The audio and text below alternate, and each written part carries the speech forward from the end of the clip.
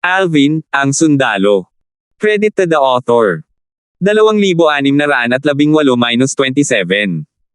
Ang mga pangalan po na nandito ay galing sa mga name generator. Kung meron man pagkakatulad sa mga pangalan ng tao o lugar at pangyayari, ito ay tunay na hindi sinasadya. Gobernador, sa iyong katalinuhan at katapangan, ang pagiging isang maliit na gobernador ng lungsod ay isang sayang, hindi napigilan ni Alvin na sabihin pagkatapos marinig ang mga salita ni Peggy. Hindi ako palaging gobernador ng lungsod. Dati akong tagapayo ng pinuno ng county ng 9 Inspectors County. Gayunpaman, nasaktan ko ang maling tao kaya ako ipinadala rito para maging gobernador ng lungsod. Tila nawala sa kanyang mga alaala si Peggy nang magsalita siya. Malamig na kumislap ang kanyang mga mata habang sinasabi niya, sa taong iyon, magiging multo na sana ako dahil sa masamang taong iyon kung hindi dahil sa pagpapahalaga sa akin ng gobernador ng county sa paglilingkod sa kanya sa loob ng maraming taon. Ang masamang taong tinutukoy mo ay ang taong gusto mong patayin. Tanong ni Alvin nang maalala niya ang kasunduang gustong gawin ni Peggy sa kanya. Oo. Tumanggaw si Peggy. Natatakot akong mabaygo ka, gobernador, mahinahong sabi ni Alvin habang umiiling, bagamat marami na akong napatay na tao noon, ang mga napatay ko ay nararapat mamatay. Ang paghiling sa akin na patayin ang isang taong hindi ko kilala ay parang paghiling sa akin na patayin ang isang inosenteng tao. Patawarin mo ako, ngunit hindi ito isang bagay na maaari kong pagsang-ayunan. Sandali na natigilan si Peggy. Sabi niya, hindi ko pa nga nasasabi sa iyo kung ano ang ibibigay ko bilang kapalit pero tinatanggihan mo na ang kahilingan ko. Kahit ano pa man iyon, hindi ako interesado, matatag na sabi ni Alvin. May prinsipyo siya. Paano kung magkwento ako? Nang makita ang matatag na pagtanggi ni Alvin, tila hindi nagalit si Peggy. Pagkatapos niyang magsalita, hindi na niya hinintay ang sagot ni Alvin bago siya nagsimulang magsalita muli. Noong unang panahon, may isang lalaki sa 9 Inspectors County na tumanggap ng isang disipulo. Tinatrato niya ang kanyang disipulo na parang isang anak. Pagkalipas ng maraming taon, lumaki ang disipulo at nagpakita ng kahangahangang talento. Dahil dito, labis na ipinagmalaki ng lalaki. Sa pagkakataong ito, naaga ng mga disipulo ang atensyon ng unang iginagalang na elder ng 9 Inspectors County na pangalawa lamang sa gobernador ng county. Kinausap ng elder na ito ang mga disipulo at hiniling sa kanya na tuligsain ang kanyang Panginoon at sumali sa kanyang paksayon. Gayunpaman, matatag na tinanggihan ito ng disipulo. Dahil dito, pinatay ng unang iginagalang na elder, ang pangalawang pinakamalakas na tao sa county, ang disipulo dahil sa galit. Nagpatuloy si Peggy sa pagsasabing, matapos malaman ang nangyari sa kanyang disipulo, ang lalaki ay samuka ng dugo bago nawala ng malay sa loob ng 3 araw at 3 gabi. Alam niyang sa pamamagitan lamang ng kanyang lakas, hindi niya maipaghiganti ang kanyang minamahal na disipulo kaya pumunta siya sa gobernador ng county sa pag-asang bibigyan siya ng hustisya ng gobernador ng lungsod. Sa kasamaang palad, ito ay isang mundo kung saan ang lakas ay iginagalang. Bagamat nakiramay ang gobernador ng county sa kanyang pagkawala, walang magagawa ang gobernador ng county sa matanda. Nang maklasan ng matanda na nakausap ng lalaki ang gobernador ng county, labis na nagalit ang matanda kaya gusto rin niyang patayin ang lalaki. Gayunpaman, dahil sa maraming taon ng pagsusumikap ng lalaki, kinausap ng gobernador ng county ang matanda at nagawang iligtas ang buhay ng lalaki. Bagamat nailigtas ang buhay nito, hindi na siya maaaring manatili roon. Sa sandaling ito, nagningning ang mga mata ni Peggy sa hanggaring pumatay. Kung ganoon talaga, kung gayon, nararapat mamatay ang matanda, ngunit natural lamang na alam ni Alvin na ang bida sa kwento ay si Peggy. Gayunpaman, sino ang nakakaalam kung gawa-gawa lamang ito ni Peggy? Bagamat tila tunay ang pabago-bagong emosyon ni Peggy nang isalaysay niya ang nangyari, walang paraan para matiyak ni Alvin na nagsasabi siya ng totoo. Alam ko ang iyong pag-aalala, singit ni Peggy. Alam niya ang iniisip ni Alvin. Iminungkahi niya, paano kung ganito? Kapag pumunta ka sa ari-arian ng gobernador ng county sa loob ng kalahating taon, kung matuklasan mong nagsisinungaling ako o kung sa tingin mo ay hindi karapat-dapat mamatay ang lalaking iyon, maaari mong talikuran ang ating kasunduan. Pupunta sa ari-arian ng gobernador ng county sa loob ng kalahating taon. Naguguluhang tanong ni Alvin. Mga isang buwan na ang nakalipas, nakatanggap ako ng mga utos mula sa itaas. Hinilingan akong ipadala ang dalawa sa ating pinakamahuhusay na binata doon sa loob ng kalahating taon. Bagamat hindi nila sinabi ang layunin, sa palagay ko ay may kinalaman ito sa mansyon ni Haring Ching. Sa oras na iyon, isang espesyal na bantay ang ipapala para samahan ka roon, sabi ni Peggy habang malamig na nanlilisik ang kanyang mga mata. Mansyon ni Haring Ching. Tumaas ang kilay ni Alvin. Hindi ito ang unang beses na narinig niya ang tungkol sa mansyon ni Haring Ching. Alam niyang ang 9 Specters County ay isa lamang sa maraming county sa ilalim ng pamamahala ni Haring Ching. Kapag nakarating ka na roon, malalaman mo na. Ayaw nang mag-aksaya ng salita ni Peggy tungkol dito. Tumingin siya kay Alvin at prangkang nagtanong, ang dami ko nang sinabi sa iyo.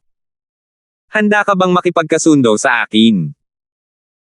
Dahil sinabi mong malaya akong tumanggi sa kasunduan kung matuklasan kong nilalabag nito ang aking mga prinsipyo, magiging bastos ako kung tatanggi ako. Gayunpaman, ano ang plano mong ibigay sa akin bilang kapalit? Dahil sinabi ni Peggy na maaaring tumanggi si Alvin sa kasunduan, hindi niya inisip na masamang tanggapin ang kasunduan. Gayunpaman, interesado siya sa kung ano ang iaalok sa kanya ni Peggy bilang kapalit. Ang maibibigay ko sa iyo ay ang pinakamagandang lugar para sa paglilinang at mga mapagkukunan para sa susunod na 6 na buwan, sabi ni Peggy. Kaya pinapayagan mo akong makapasok sa iyong tranquil alcove. Dahil nangako si Peggy kay Alvin ng pinakamahusay na mga mapagkukunan ng cultivation, nangangahulugan ito na bukod sa celestial stones, malamang nabibigyan din siya ng mga medicinal pills. Natural, ang mga medicinal pills at immortal na elixir sa Devata realms ay mas nakahihigit kaysa sa mga nasa mundane realms. Gayunpaman, hindi siya sigurado kung ang isang maliit na bayan tulad ng Bloody Specter City ay may mga medicinal pills at iba pa. Oo nga. Tumango si Peggy.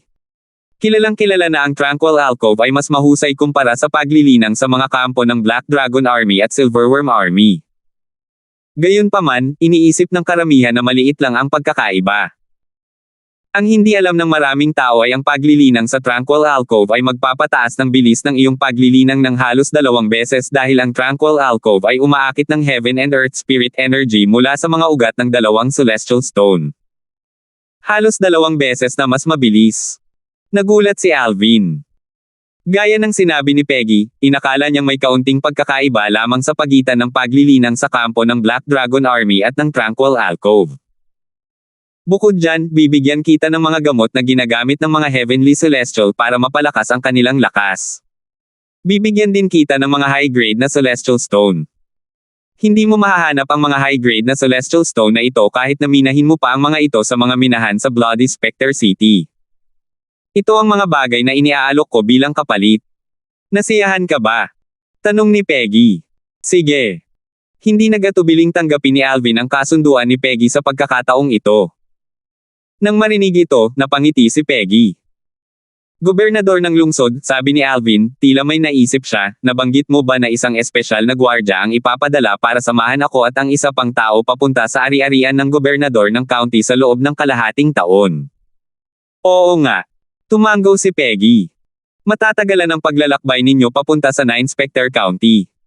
Ang paglalakbay ay puno ng panganib. Maaaring may mga peak golden celestials pa nga na magtatangka sa buhay ninyo. Dahil dito, ang Special Guard ang magbabantay sa inyo para sa inyong kaligtasan. Mga pinakamataas na gininto ang celestial. Mayroon ba kayong higit sa isa? Nagulat si Alvin. Natutuwa siyang hindi siya basta-basta gumala pagkaakyat niya sa Spirit Overarching Heaven. Ang mga pinakamataas na gininto ang Celestial ay mga Violet Sun Golden Celestial.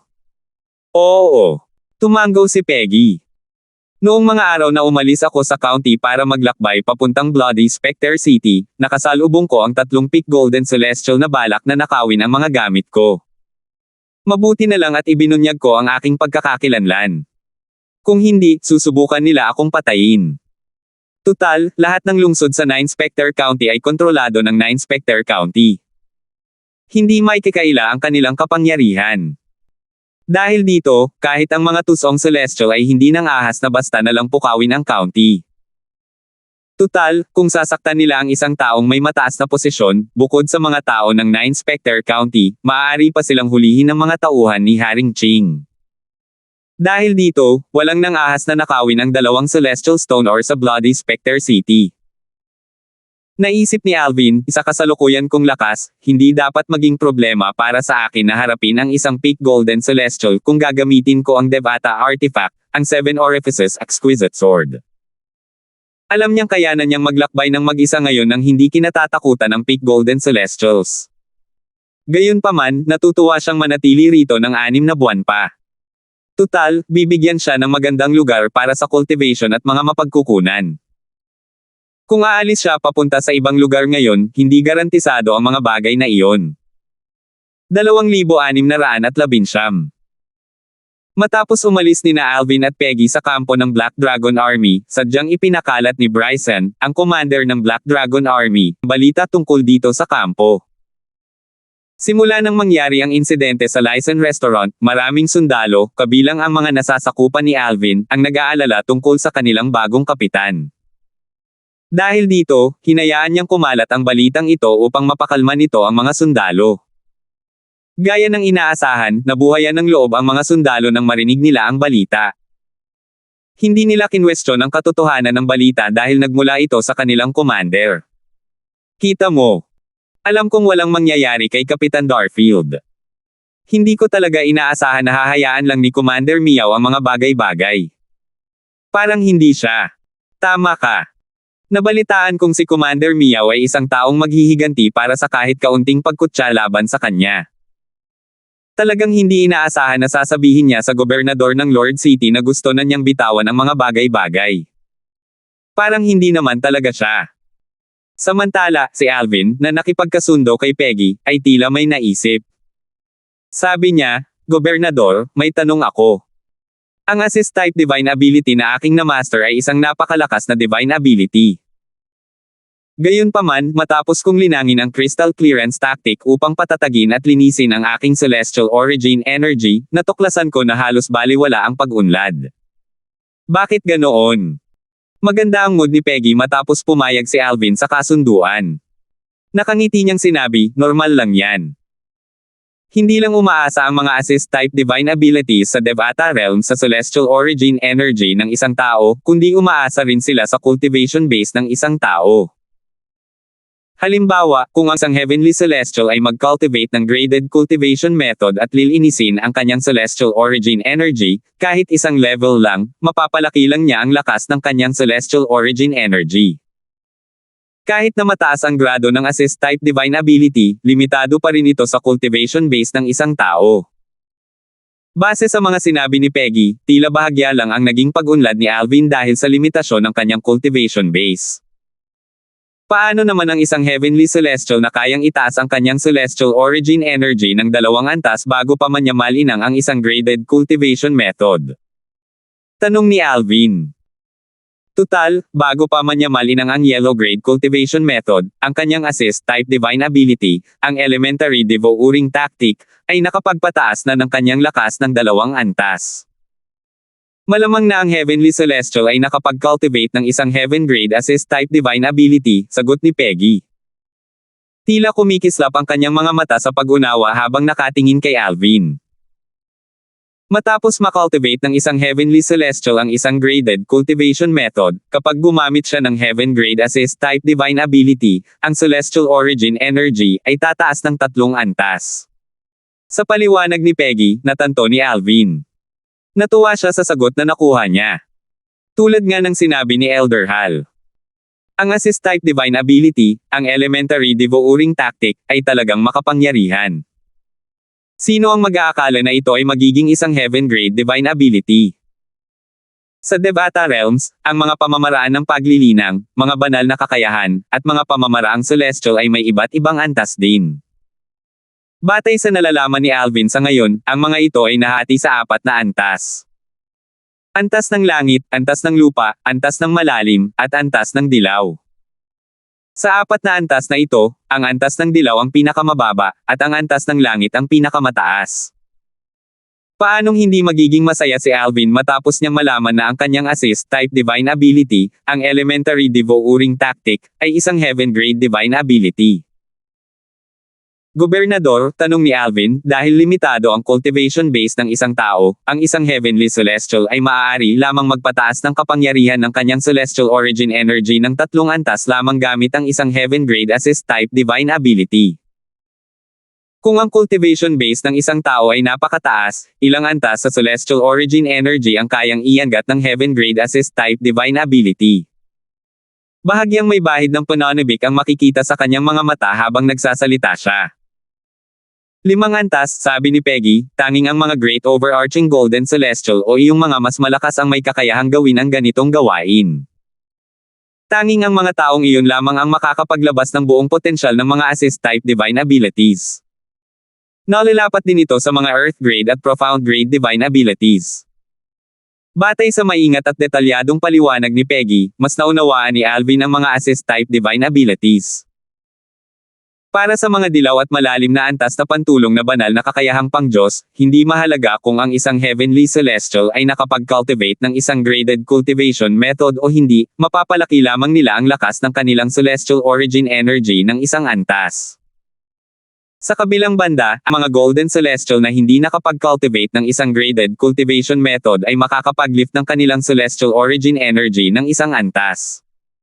Kung mag-cultivate sila ng isang graded cultivation method, mapapalaki nila ito ng 2 antas.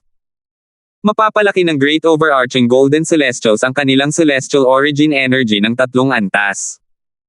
Ito ang limitasyon ng mga Yellow Grade at Profound Grade Assist-type na banal na kakayahang pang-Diyos. Para sa Earth-grade Assist-type divine ability, ang mga Heavenly Celestial ay maaari lamang magpataas ng kanilang Celestial Origin Energy ng 2 antas, ang mga Golden Celestial ay maaari lamang magpataas nito ng 3 antas, at ang mga Great Overarching Golden Celestial ay maaari ring magpataas nito ng 4 na antas. Kung tungkol naman sa mga divine abilities na may antas langit na tulong, ang mga Heavenly Celestial tulad ni Alvin ay kayang pataasin ang kanilang Celestial Origin Energy ng 3 antas, ang mga Golden Celestial ay kayang pataasin ng 4 na antas, at ang mga Great Overarching Golden Celestial ay kayang pataasin ng 5 antas.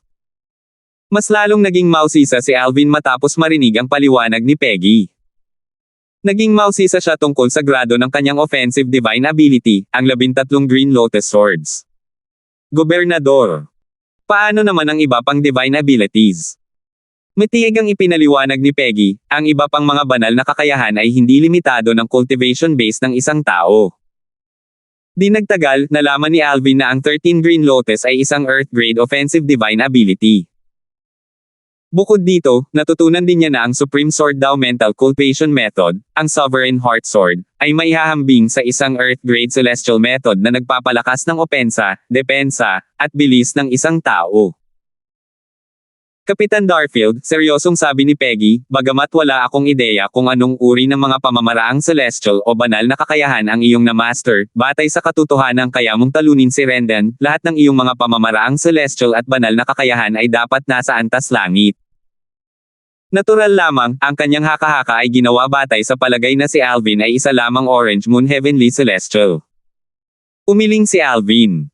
Gobernador, nagkakamali ka. Totoo na na-master ko ang isang divine ability na may antas ng langit. Gayunpaman, ang iba ko pang divine abilities at celestial methods ay nasa antas ng lupa lamang. Paano ito nangyari? Nahirapan si Peggy na paniwalaan ang mga salita ni Alvin. Kakaakyat mo lang sa Spirit Overarching Heaven kamakailan lang, at inabot ka ng 1 buwan para maging kapitan ng Black Dragon Army. Kahit na napakagaling mo, dapat ay isa ka lamang Orange Moon Heavenly Celestial. Para matalo ng isang Orange Moon Heavenly Celestial si Renden, lahat ng iyong celestial methods at divine abilities ay dapat nasa antas langit. Gobernador, hindi po kayo nagkakamali kung ako ay isang Orange Moon Heavenly Celestial, sabi ni Alvin nang may bahagyang ngiti. Gayunpaman, hindi po ako isang Orange Moon Heavenly Celestial. Mga 1 buwan na ang nakalipas, noong nakikipaglaban ako kay Renden, isa na akong Blue Moon Heavenly Celestial. Matapos kong makuha ang Crystal Clearance Tactic mula kay Renden, naging Indigo Moon Heavenly Celestial ako pagkatapos ng 1 buwan. Sa kasalukuyan, isa na akong Indigo Moon Heavenly Celestial. Nang marinig ito, nagulat si Peggy. Tiningnan niya si Alvin nang may pagkamangha nang makabawi siya sa kanyang katinoan. Paano? Paano mo napalakas ng ganito kabilis ang iyong cultivation base? Ang mga salita ni Peggy ay nagpaalala kay Alvin ng isang magandang babae.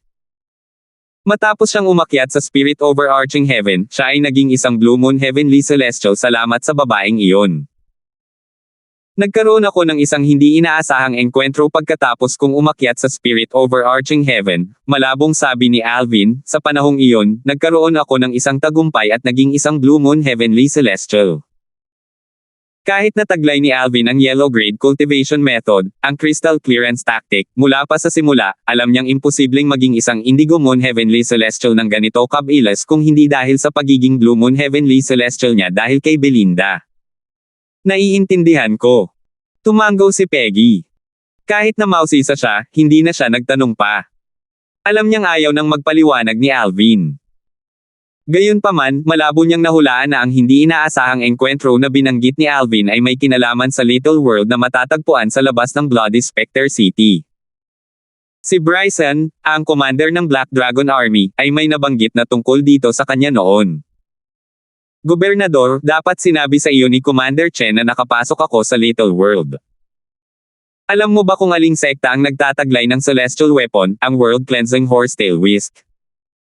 Tanong ni Alvin habang ang kanyang mga mata ay nag-aalab sa pananibik at kuryosidad. 2,620. Umiling si Peggy habang nakatingin sa mga mata ni Alvin na puno ng pag-asa. Wala akong ideya. Nang marinig ito, isang alon ng pagkadismaya ang bumangon sa puso ni Alvin. Ang makapangyarihang celestial na lumikha ng Little World ay mula sa Blissful Sect. Ito ay isang sekta na hindi nakatali sa anumang Celestial Kingdom. Ang taong pumasok sa Little World kasama mo ay kailangang maging napakalakas upang makaalis sa Little World anumang oras na gusto niya. Ang kanyang pinagmulan ay dapat ding maging pambihira. Posible na ang kanyang sekta ay maihahambing sa Blissful Sect, sabi ni Peggy. Gayunpaman, matagal na akong nandito, ngunit hindi ko pa naririnig ang tungkol sa World Cleansing Horsetail Whisk bago ito. Kung gusto mong malaman ang higit pa tungkol dito, natatakot ako na kakailanganin mong hanapin ang sagot mula sa mansyon ni Haring Ching o sa kabisera. Medyo mababa ang posibilidad na matagpuan mo ang iyong sagot sa mansyon ni Haring Ching. Gayunpaman, sigurado akong mayroon kang 50% na pagkakataon na matagpuan ang iyong sagot sa kabisera. Ang kabisera. Lumiwanag ang mga mata ni Alvin. Natural lang na narinig na niya ang tungkol sa kabisera. Kapitan Darfield, tumingin si Peggy kay Alvin at seryosong sinabi, kahit na ang iyong mga celestial methods at divine abilities ay hindi lahat nasa antas ng langit, dapat mo pa ring itago ang mga ito kapag tumungo ka sa Nine Spectres County. Kahit na ang mga ito ay mga celestial methods at divine abilities lamang na nasa antas ng lupa, sapat pa rin ang mga ito para pukawin ang kasakiman. Tumango si Alvin. Alam niyang mas makabubuting itago ang kanyang mga kapangyarihan sa oras na ito.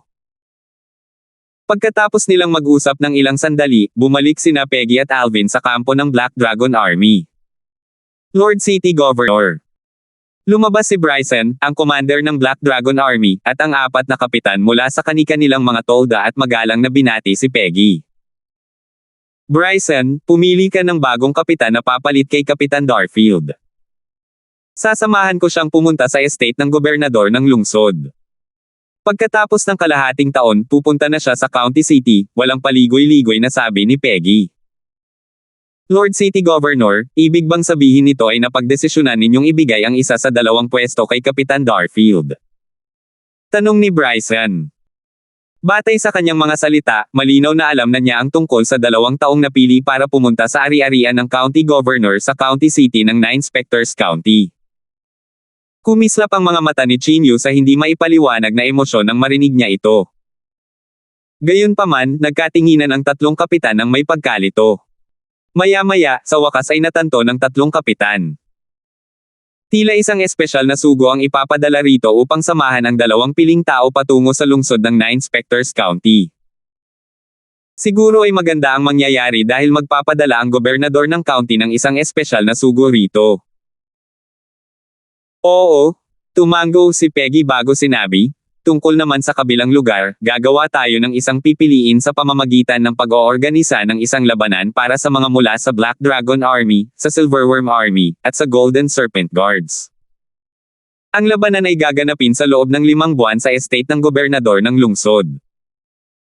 Tanging ang mga Golden Celestial na wala pang 100 taong gulang ang pinapayagang lumahok. Nang marinig ito, uling sina Oje at Wenyo at pilit na ngumiti. Mas matanda na sila sa 100 taong gulang. Dahil dito, kahit pareho silang Golden Celestials, hindi sila makakasali. Kahit wala ang limitasyon sa edad, alam nilang mababa ang tsansa nilang manalo dahil ang kanilang lakas ay mas mababa sa karaniwan. Donald at Chinyu. Pareho kayong wala pang 100 taong gulang, tama ba?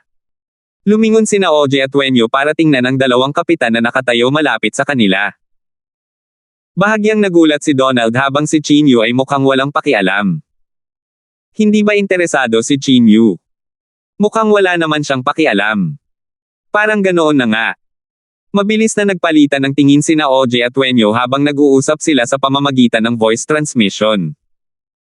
Nang lumingon sila kay Alvin, makikita ang isang bahid ng inggit sa kanilang mga mata. Alam nilang mapipili si Alvin kahit na kailanganin pa niyang lumahok sa labanan. Tutal, nasaksihan nila ang kanyang lakas. Sa sandaling ito, ngumiti si Peggy at magalang na sinabi, Kapitan Darfield, mayroon ka pa bang mga bagay na dapat asikasuhin sa kampo? Kung mayroon ka, hihintayin kita, at maaari tayong bumalik ng magkasama sa ari-arian ng gobernador ng lungsod. Bagamat nakita na nina Bryson at ng iba pa ang paraan ng pagtrato ni Peggy kay Alvin kanina, gulat pa rin sila nang makita nila ito. Ngayon lang nila nakitang ganito kagalang si Peggy sa mga embahador na ipinadala para bumisita sa Bloody Spectre City. Bukod doon, tila si Alvin ang unang taong nakatanggap ng karangalang ito. Sige, kailangan ko lang makausap ang mga nasasakupan ko, sabi ni Alvin bago siya umalis ng lambak para hanapin ang mga nasasakupan niya. Malaki ang ipinagbago ng mga ekspresyon ng mukha ng mga nasasakupan ni Alvin nang malaman nila ang nalalapit niyang pag-alis. Kapitan. Aalis ka na ba? Kapitan, ginugulo ka ba ng commander ng hukbong Silverworm? Kapitan, kasalanan ko ang insidenteng iyon noong 1 buwan.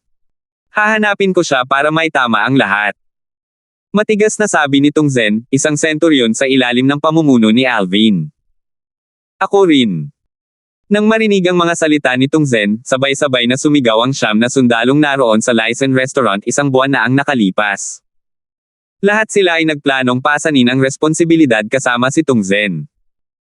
Pinahinto sila ni Alvin at sinabing, nalutas na ang insidente noong 1 buwan. Aalis na ako dahil pinili ako ng gobernador ng lungsod na pumunta sa County City of 9 Spectres County. Ang lungsod ng kondado. Nang marinig ito, alam nilang magandang pagkakataon ito para kay Alvin dahil walang sino man ang mapipiling pumunta sa County City of 9 Spectres County. Bagamat atubili sina Tungzen at ang iba pa na humiwalay kay Alvin, alam nilang ito ang makakabuti. Sunod-sunod silang nagpaalam kay Alvin. Kung may oras ako sa hinaharap, bibisitahin ko kayong lahat. Pagkatapos magpaalam ni Alvin sa kanyang mga nasasakupan, nilisan niya ang kampo ng Black Dragon Army kasama si Peggy. Pagdating nila sa lupain ng gobernador ng lungsod, pumunta sila sa lugar ng paglilinang ni Peggy, ang Tranquil Alcove. Iniabot ni Peggy ang isang spatial ring kay Alvin at sinabing, Kapitan Darfield, mayroong 100 kilalang celestial stones at isang bote ng primitive celestial pills na tinatawag na spirit nourishing pills dito. Mga primitive celestial pills. Ang spirit nourishing pill. Tuwang-tuwa na tiningnan ni Alvin ang spatial ring. Bagamat karaniwang celestial pills ang mga ito, sa oras na ito, mahirap para sa kanya na makakuha ng ganoong bagay. Ang isang spirit nourishing pill ay maaaring mabawasan ang oras ng paglilinang ng isang heavenly celestial ng 10%. Halimbawa, kung ang isang Crimson Moon Heavenly Celestial ay nangangailangan ng 100 araw upang maging isang Orange Moon Heavenly Celestial, gamit ang Spirit Nourishing Pill, ang oras ay paiikliin sa 70 araw. Higit sa lahat, ang mga Celestial Pills na ito ay maaaring gamitin kasabay ng mga Celestial Stones at ang mga epekto ay de-double. Salamat, Gobernador. Naramdaman ni Alvin ang bigat ng bote, alam niyang mahigit 10 tableta ang laman nito. Habang papasok na si Alvin sa closed-door cultivation, nagkakagulo ang Bloody Spectre City. Sinabi ba ni Renden, ang commander ng Silverworm Army, sa gobernador ng Lord City na wala siyang balak na ituloy ang usapin sa Lysen Restaurant? Parang hindi naman talaga siya ang dating. Noong una, ang usapan ay umikot sa insidente sa Lysen Restaurant. Maya-maya, nauwi ito sa ibang usapan. Sinundan ba ni Alvin ang gobernador ng lungsod pabalik sa lupain? Bukod pa rito, binigyan na ba siya ng pahintulot na magsaka sa Tranquil Alcove? Sus Mariosep. Sa palagay ko ay wala pang sino man ang nabigyan ng pahintulot na magsaka sa Tranquil Alcove noon. Sino si Alvin? Ano ang nagawa niya para maranasan ang ganitong treto? Anak ba sa labas ng gobernador ng lungsod ng Panginoong Alvin? Ang balita tungkol dito ay kumalat na parang sunog sa Bloody Spectre City, na ikinagulat ng lahat. Sa kampo ng hukbong Silverworm. Ano? Hindi itutuloy ng commander ang usapin sa restaurant. Kaya ba't pinahina ni Alvin si Kapitan Yang nang walang dahilan? Bakit naman gagawin ito ng commander? Kahit ang mga sundalo ng hukbong Silverworm ay hindi maintindihan ang kanilang commander. Kasabay nito, sa wakas ay nakatanggap si Renden ng balita tungkol sa paglilinang ni Alvin sa Tranquil Alcove. Ano ba ang nangyayari? Nagulat siya nang marinig ang balitang ito. Gayunpaman, kumalma siya habang iniisip ang sarili, marahil, sinusubukan ng gobernador ng lungsod na hikayatin si Alvin na ibigay ang kanyang mga celestial methods at divine abilities. 2,621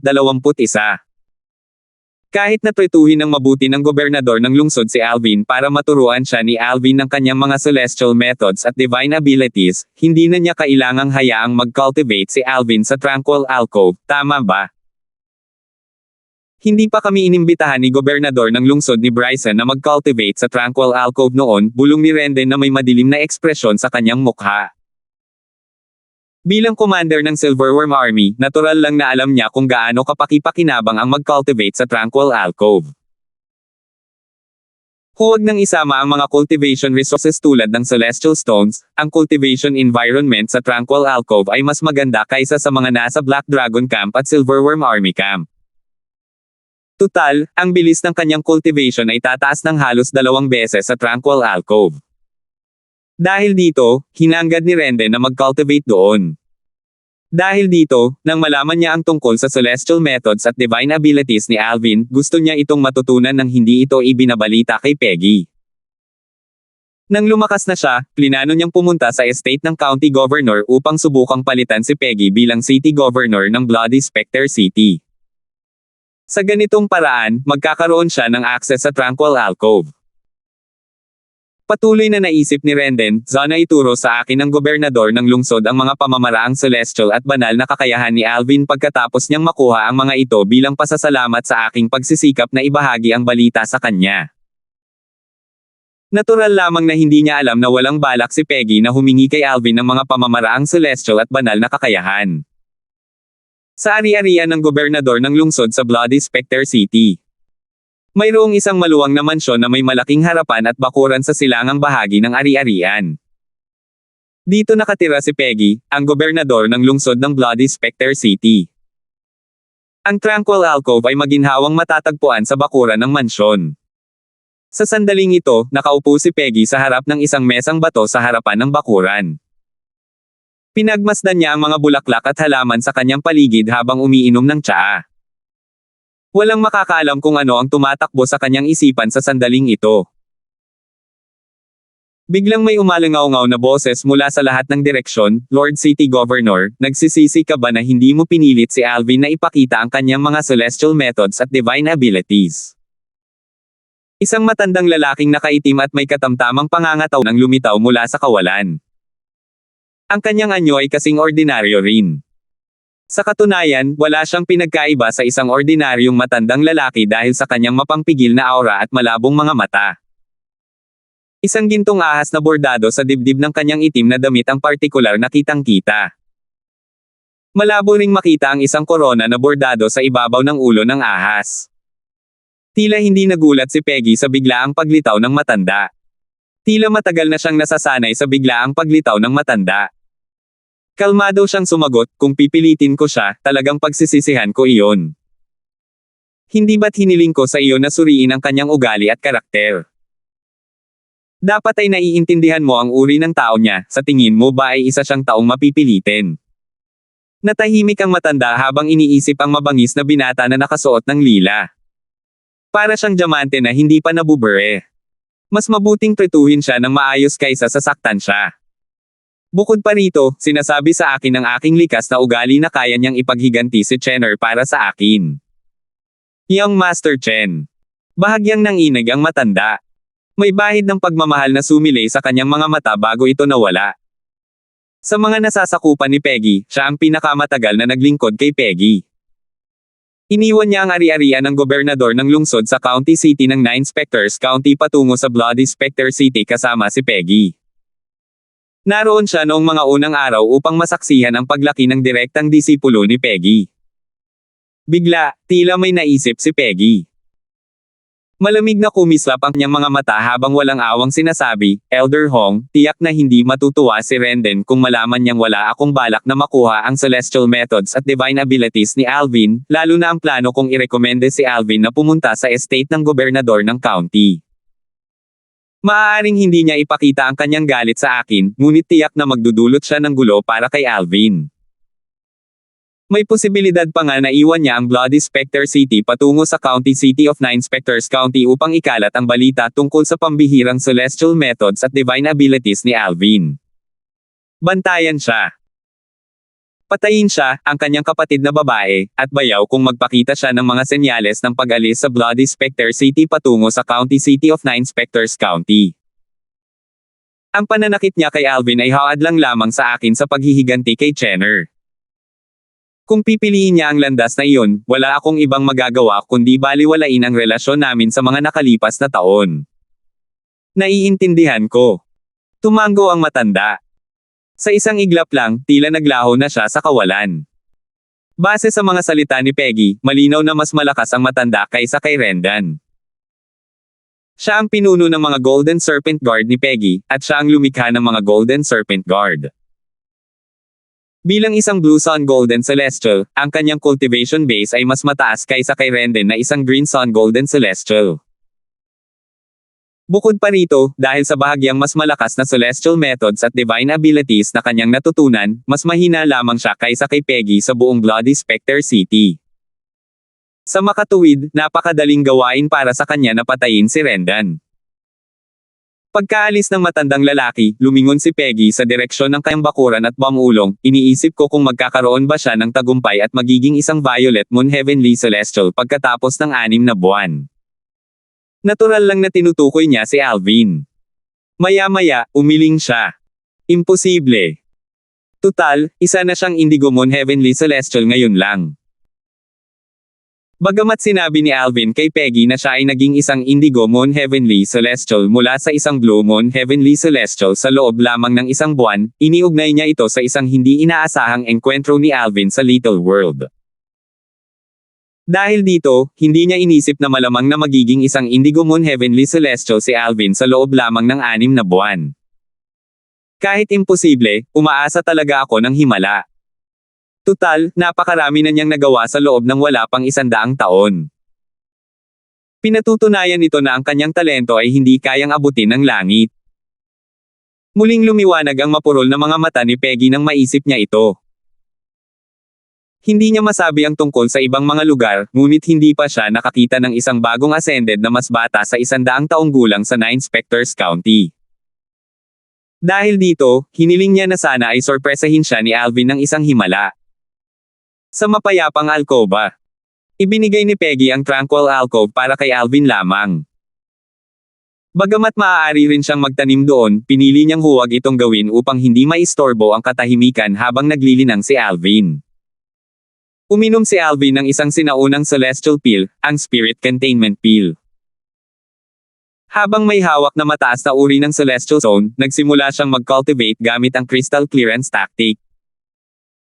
Pupunta siya sa ari-arian ng County General sa County City ng 9 Specters County kung saan makakakilala siya ng mga powerhouse, na marami sa kanila ay Great Overarching Golden Celestials. Natural lang, gusto niyang palakihin ang kanyang cultivation base sa lalong madaling panahon para mas maprotektahan ang kanyang sarili.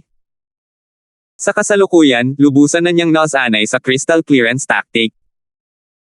Ang patuloy na daloy ng Heaven and Earth Spirit Energy ay pumasok sa kanyang katawan bago naging kristal na likido na dumadaloy sa heavenly vein sa kanyang katawan. Kasama ng nakapagpapagaling na kapangyarihan ng Spirit Containment Pill, ang Celestial Origin Energy sa kanyang katawan ay nagbabago bawat segundo. Halata na ito ay bumubuti sa isang kapansin-pansing bilis.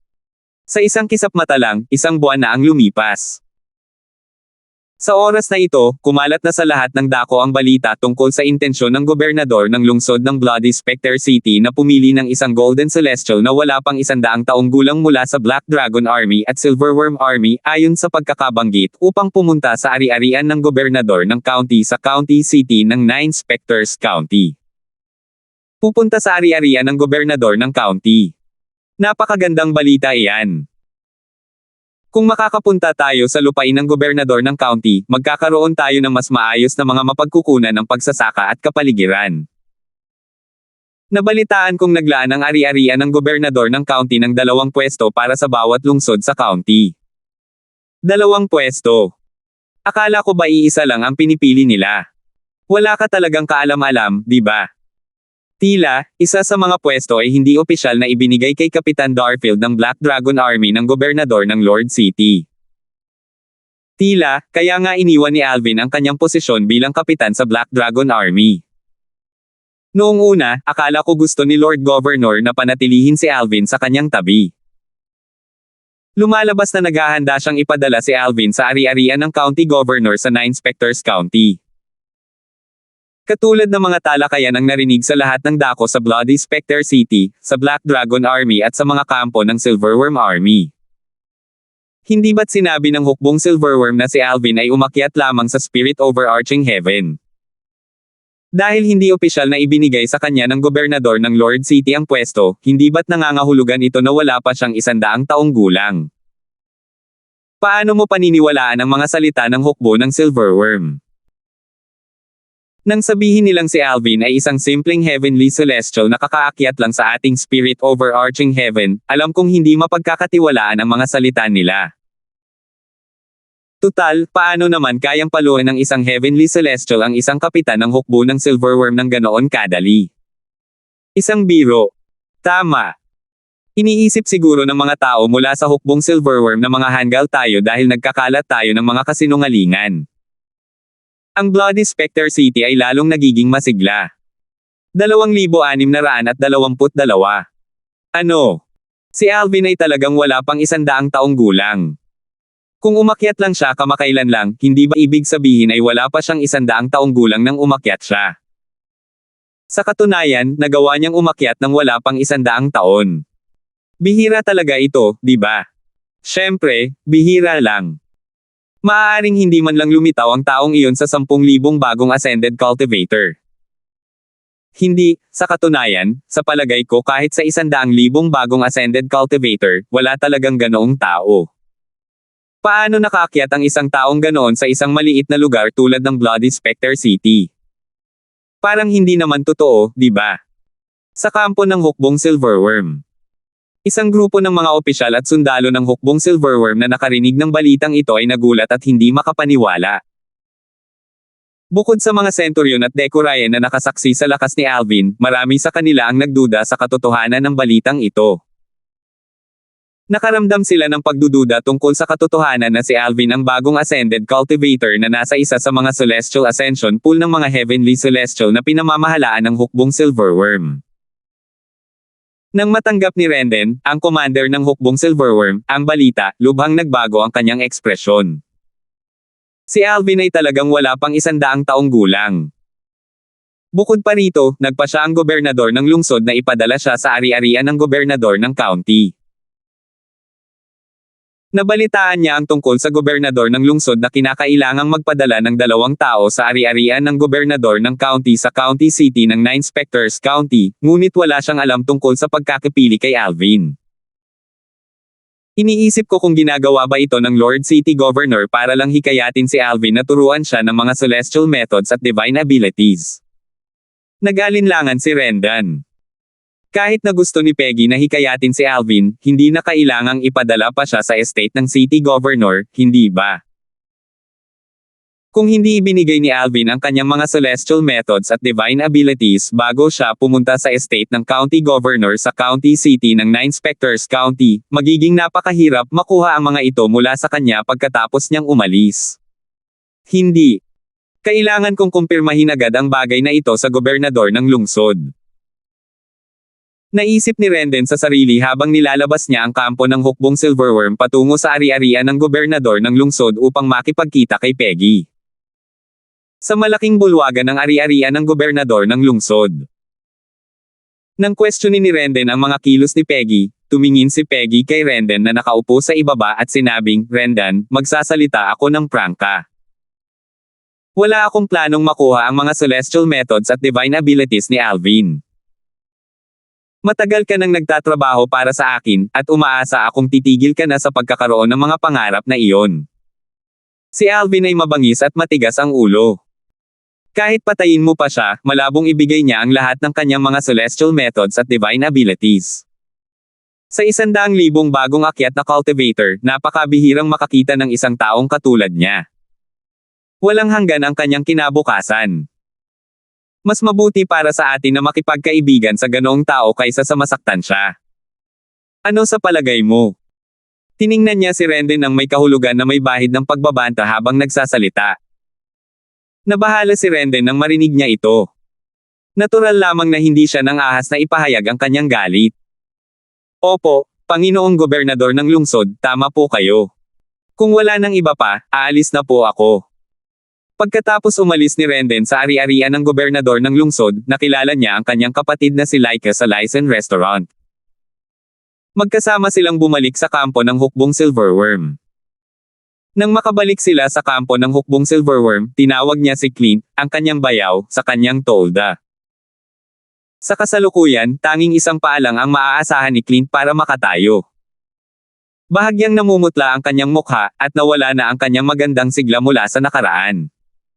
Bahagyang may bahid ng hinanakit ang makikita sa kaibuturan ng kanyang mga mata. Nagtatakang nagtanong si Laika, "Kapatid, bakit mo ako ipinatawag dito? Nagkaroon ng pagbabago sa ating plano. Walang balak ang gobernador ng lungsod na makuha ang mga celestial methods at divine abilities ni Alvin." "Mukhang nagkamali ako," mahinang sabi ni Rendan. "Ano?" Sabay na sigaw ni Lysen at Clint, ang mag-asawa. Biglang nagbago ang kanilang mga ekspresyon. Umaasa silang gamitin ang kamay ng gobernador ng lungsod upang maghayganti kay Alvin.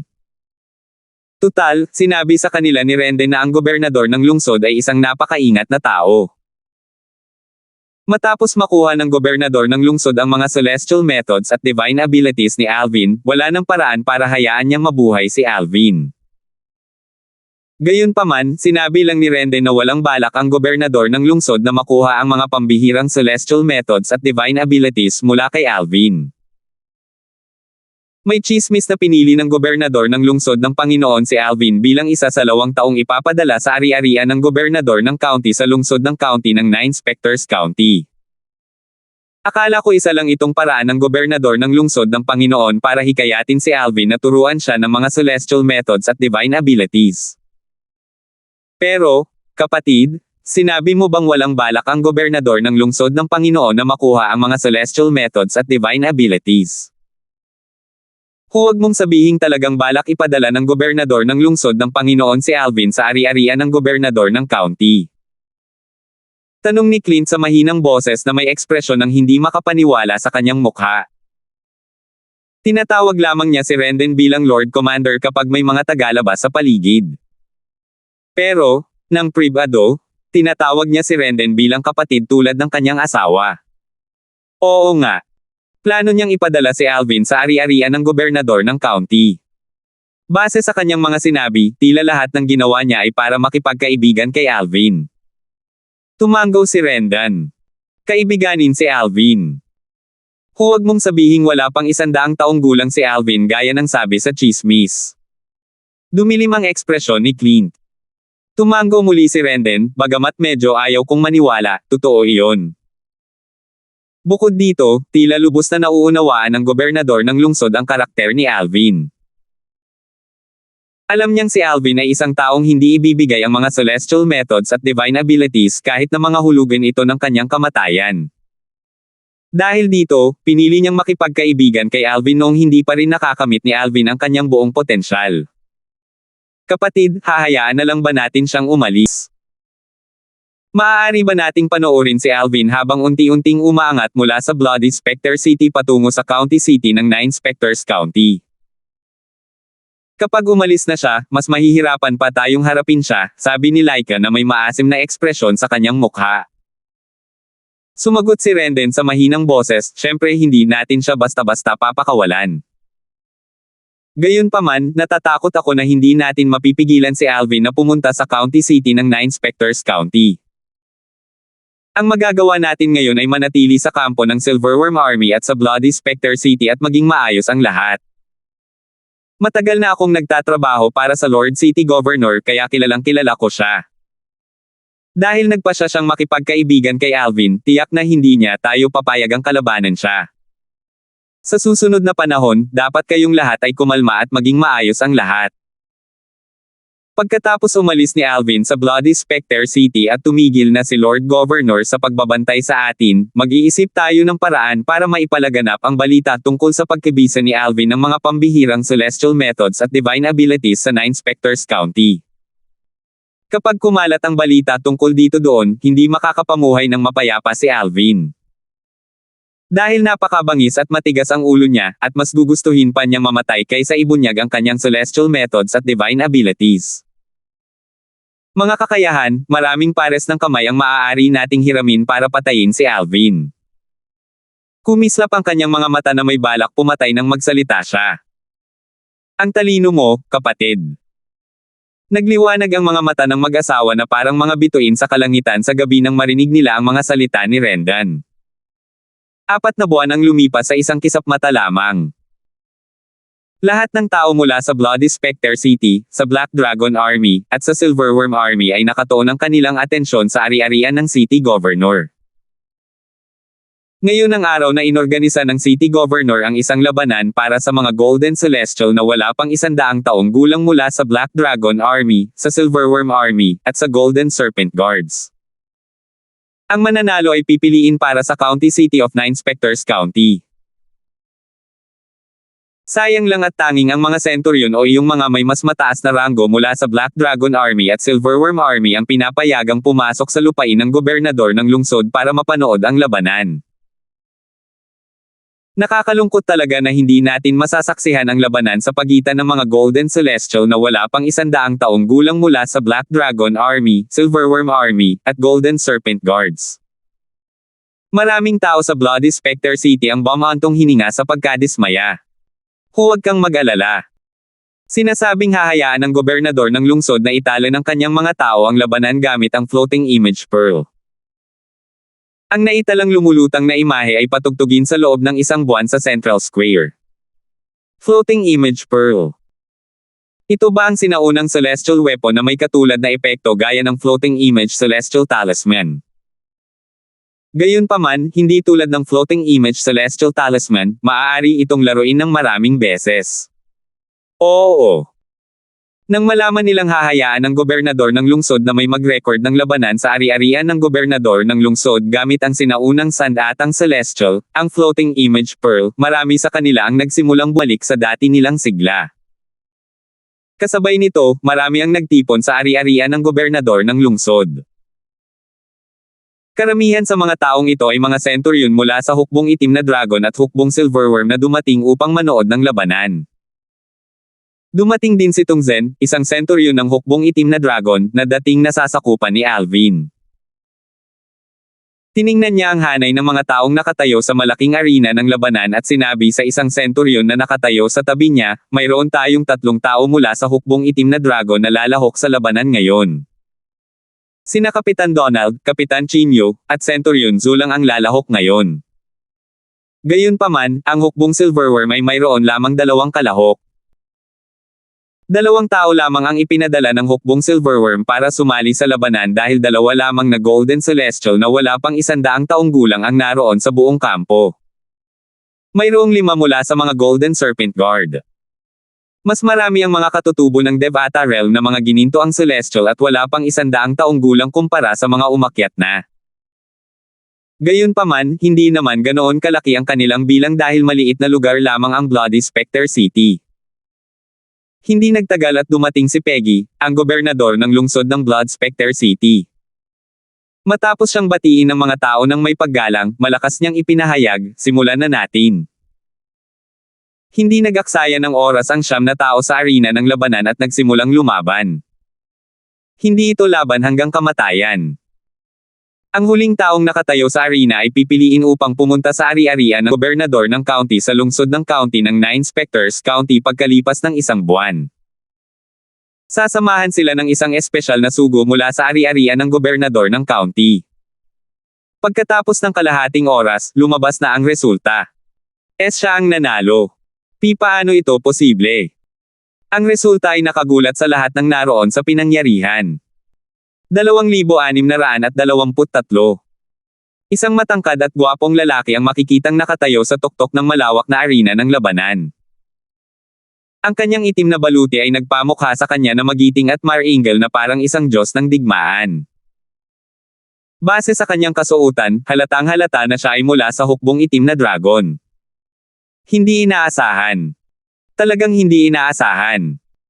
Umiling si Bryson, ang commander ng Black Dragon Army, at bumantong hininga habang nakatingin sa binata na nasa tuktok ng battle arena. Halatang hindi niya inaasahan na ang binata na ito na ang huling lalaking matitira. Akala ko kung may mananalo mula sa ating kampo, si Kapitan Donald iyon. Sino ang mag-aakala na si Kapitan Chinyu pala iyon? Hindi makapaniwala ang mga miyembro ng hukbong itim na dragon nang tingnan nila ang binata na nakabaluti. Tutal, ang binata ay naging kapitan lamang kalahating taon na ang nakalilipas matapos niyang talunin ang isang kapitan. Bukod dito, napanood nila ang labanan at alam nilang hindi nagkataon ang pagkapanalo ng binata na ito. Akala nila si Donald na matagal ng kapitan ang mananalo. Commander Chen, tila itinatago ng Black Dragon Army ang lakas nito. Una, si Alvin ito. Ngayon, si Chinyu ito, malamig na sabi ni Renden, ang commander ng Silverworm Army, habang nakatitig kay Bryson. Salamat sa iyong papuri, Commander Miao. Ngumiti lamang si Bryson nang sumagot siya kay Renden. Tila mas mapagbigay siya kumpara kay Renden na nanunuya. Samantala, si Peggy, ang gobernador ng lungsod ng Bloody Specter, ay tumingin kay Chinyu at sinabing, Chinyu, ihanda mo ang iyong sarili at ibigay mo ang iyong trabaho sa iba sa loob ng 1 buwang ito.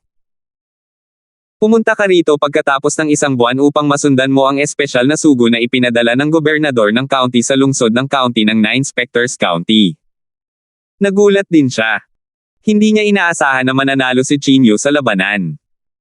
Batay sa labanan, alam niyang mas malakas si Chinyu kaysa sa iba. Walang duda na karapat-dapat siyang mapili upang pumunta sa lungsod ng county ng 9 Specters County. Sa isang nakatagong sulok, pinagmamasdan ni Alvin si Chinyu na nakatayo sa tuktok ng arena ng labanan. Medyo nagulat siya habang bumubulong, hindi ko inaasahan na sasama siya sa akin sa county city sa susunod na buwan. Dahil nakatuon ang atensyon ng lahat kay Chinyu, walang nakapansin kay Alvin.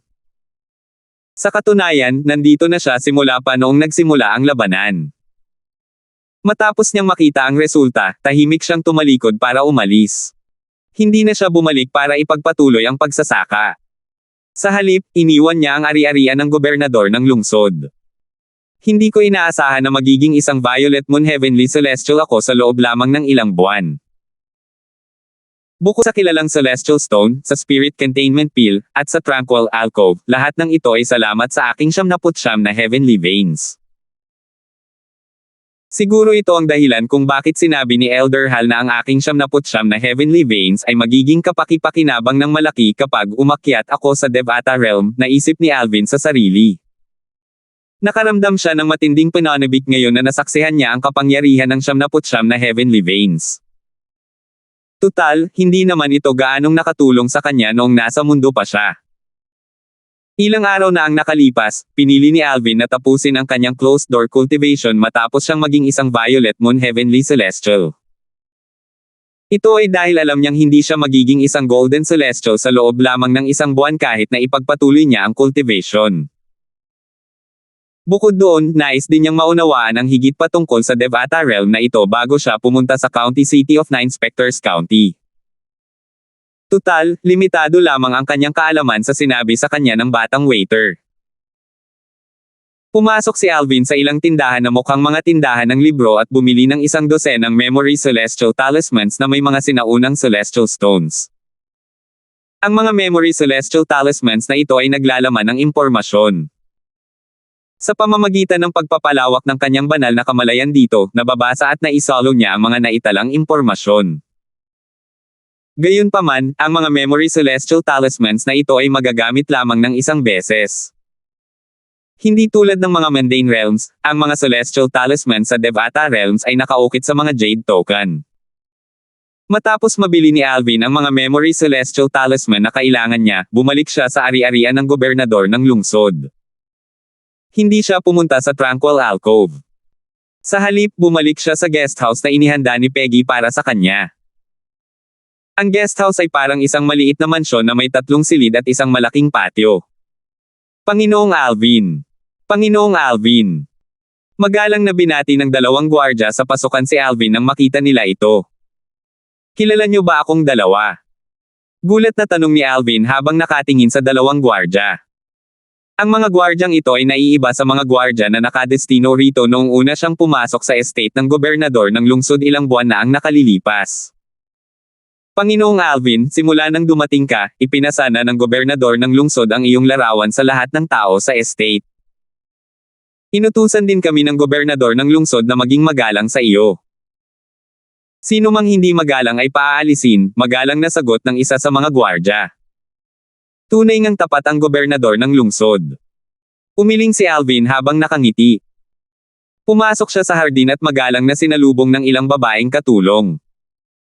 Nagtungo siya sa isang malaking silid na nasa pagitan ng 2 maliliit na silid.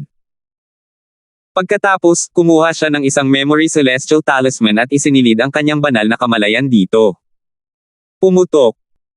Sa sandaling mabasag ang Memory Celestial Talisman, nakaramdam si Alvin ng bagong impormasyon sa kanyang isipan. Ang nilalaman ng Memory Celestial Talisman ay naglalaman ng impormasyon tungkol sa mga Celestial Pills sa Devata Realms. Nahahati ang mga ito sa 4 na grado. Primitive Celestial Pills, Mediocre Celestial Pills, Prominenting Celestial Pills, at Supreme Celestial Pills. Ang mga Primitive Celestial Pills ay maaaring pinuhin ng mga Primitive Celestial Alchemists. Ang ilang Primitive Celestial Alchemists na may mas mahusay na kasanayan ay maaaring makagawa ng 1 o 2 Mediocre Celestial Pills kung sila ay suswertehin. Natural, ito ay isang napakabihirang pangyayari. Gayon din, napakahirap para sa mga Mediocre Celestial Alchemists at Prominenting Celestial Alchemists na pinuhin ang Prominenting Celestial Pill at Supreme Celestial Pills ayon sa pagkakabanggit. Ito ay totoo lalo na para sa Supreme Celestial Pills dahil walang Prominenting Celestial Alchemist sa Spirit Overarching Heaven na maaaring magpino ng isang Supreme Celestial Pill kahit gaano pa kahusay o kaswert ang mga Celestial Alchemists. Mga Celestial Alchemist. Kumuha si Alvin ng isa pang Memory Celestial Talisman at isinilid ang kanyang banal na kamalayan dito. Matapos itong mabasag, muling lumitaw ang mga bagong impormasyon sa kanyang isipan. Ang mga armas na Celestial ay nahahati sa mga primitibong armas na Celestial, mga katamtamang armas na Celestial, mga kilalang armas na Celestial, at mga supreme na armas na Celestial. Ang mga ito ay ginawa ng mga Celestial Craftsmen.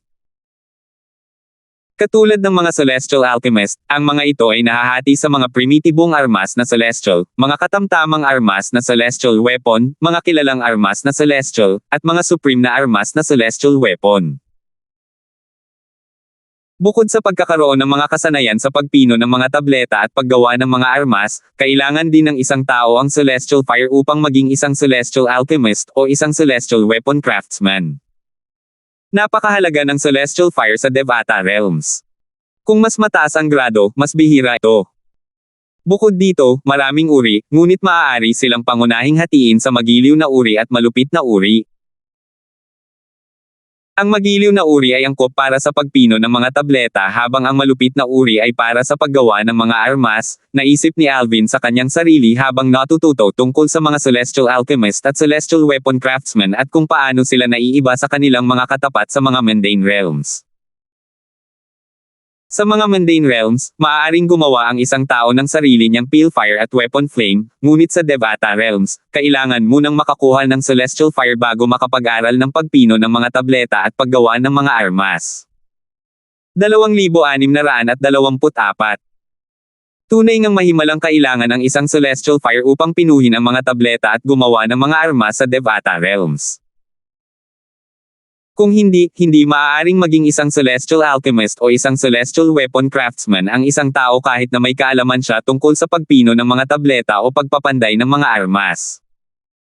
Ang celestial fire ay kasing halaga ng mga celestial herbs at celestial fruits. Ang mga ito ay ipinanganak mula sa magma ng lupa, maangin at malamig na lambak, at maging sa malalalim na ilog at dagat. Bumantong hininga si Alvin habang binabasa ang impormasyon sa kanyang isipan. Kapag nakilala ng isang celestial fire ang may-ari nito, hindi ito maaaring agawin maliban kung payag ang may-ari. Kung mamatay ang isang celestial alchemist o celestial weapons craftsman, ang kanyang celestial fire ay maglalaho. Maaari ring pasabugan ng isang tao ang kanyang celestial fire upang malubhang saktan o patayin ang kanyang kaaway. Kapag ito ay pasabugan, kahit ang isang celestial king ay papatayin kung siya ay nasa loob ng 1,000 metro mula sa detonation point. Nalaman din ni Alvin na ang mga apoy na celestial ay nahahati sa primitive celestial fire, mediocre celestial fire, prominenteng celestial fire, at supreme celestial fire. Bukod pa riyan, ang bawat baitang ay may iba't ibang uri, at ang ilang uri ay hindi pa natutuklasan.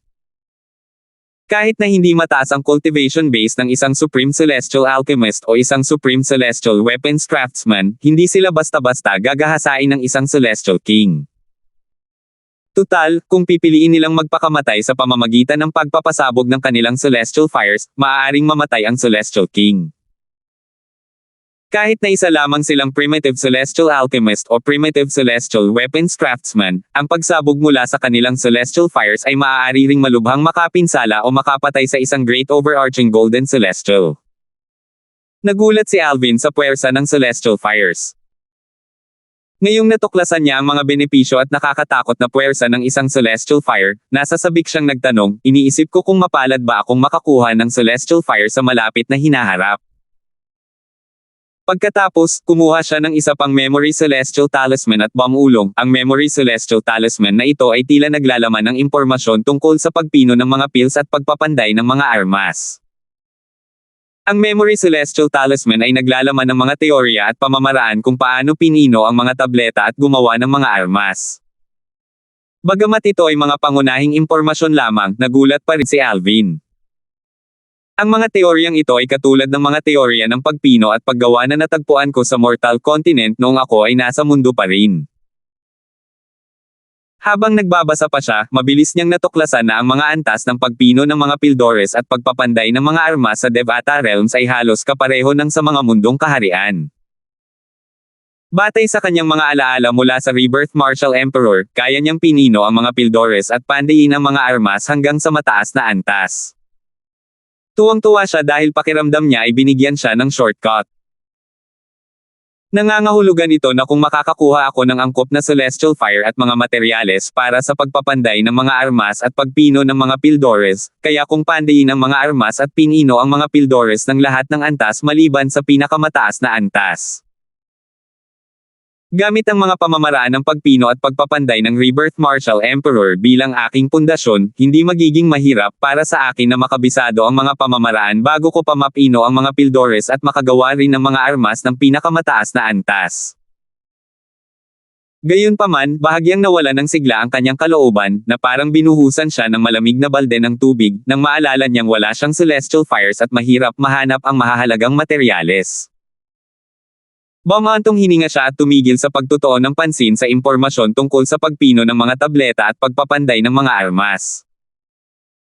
Pagkatapos, ipinagpatuloy niya ang pagbabasa ng isang memory celestial talisman na naglalaman ng impormasyon tungkol sa celestial methods. Mula rito, nalaman niya ang tungkol sa iba't ibang kategorya ng celestial methods. Bukod sa mga opensibong celestial methods, defensibong celestial methods, at movement celestial methods, mayroon ding mga assist-type celestial methods.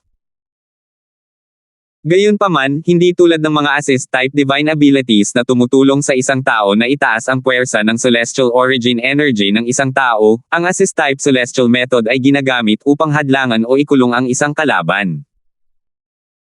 Halimbawa, ang assist-type celestial method ay maaaring gawing mahabang lubid o hola ang celestial origin energy ng isang tao upang itali ang isang kalaban. Maaari rin itong gumana sa kaluluwa ng isang tao upang lumikha ng isang malayang espasyo upang ikulong ang isang kalaban. Ang susunod na nilalaman ng Memory Celestial Talisman ay tungkol sa mga Celestial Talisman. Ang mga Celestial Talisman ay katulad ng mga Dao Talisman, ngunit mas malakas ang mga epekto nito dahil nakaukit ang mga ito sa mga Jade Token. Maraming uri ng Celestial Talismans tulad ng Offensive Celestial Talismans, Defensive Celestial Talismans, Movement Celestial Talismans, at Assist-type Celestial Talismans. Ang Memory Celestial Talismans at Floating Image Celestial Talismans ay Assist-type Celestial Talismans, naisip ni Alvin sa sarili. Ang Floating Image Celestial Talisman ay halos kapareho ng Mirror Image Talisman sa mga makamundong larangan. Kaya nitong mag-record ng mga imahe at video sa sibilisasyon ng agham at teknolohiya.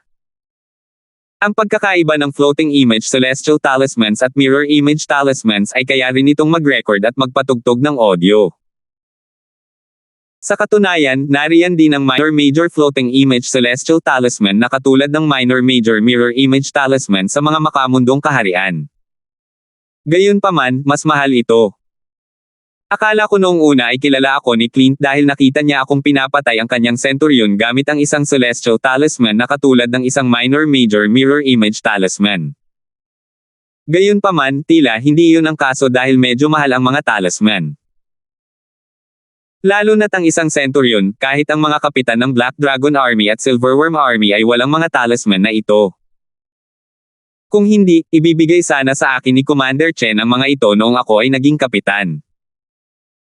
Ito rin ang dahilan kung bakit walang ideya si Commander Chen kung paano namatay si Kapitan James, naisip ni Alvin sa kanyang sarili.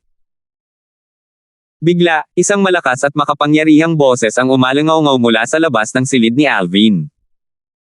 Kapatid na Alvin, narinig kong galing ka sa isang saradong cultivation at lumabas ka. Alam ni Alvin na ang boses ay kay Peggy, ang gobernador ng lungsod ng Bloody Spectre City.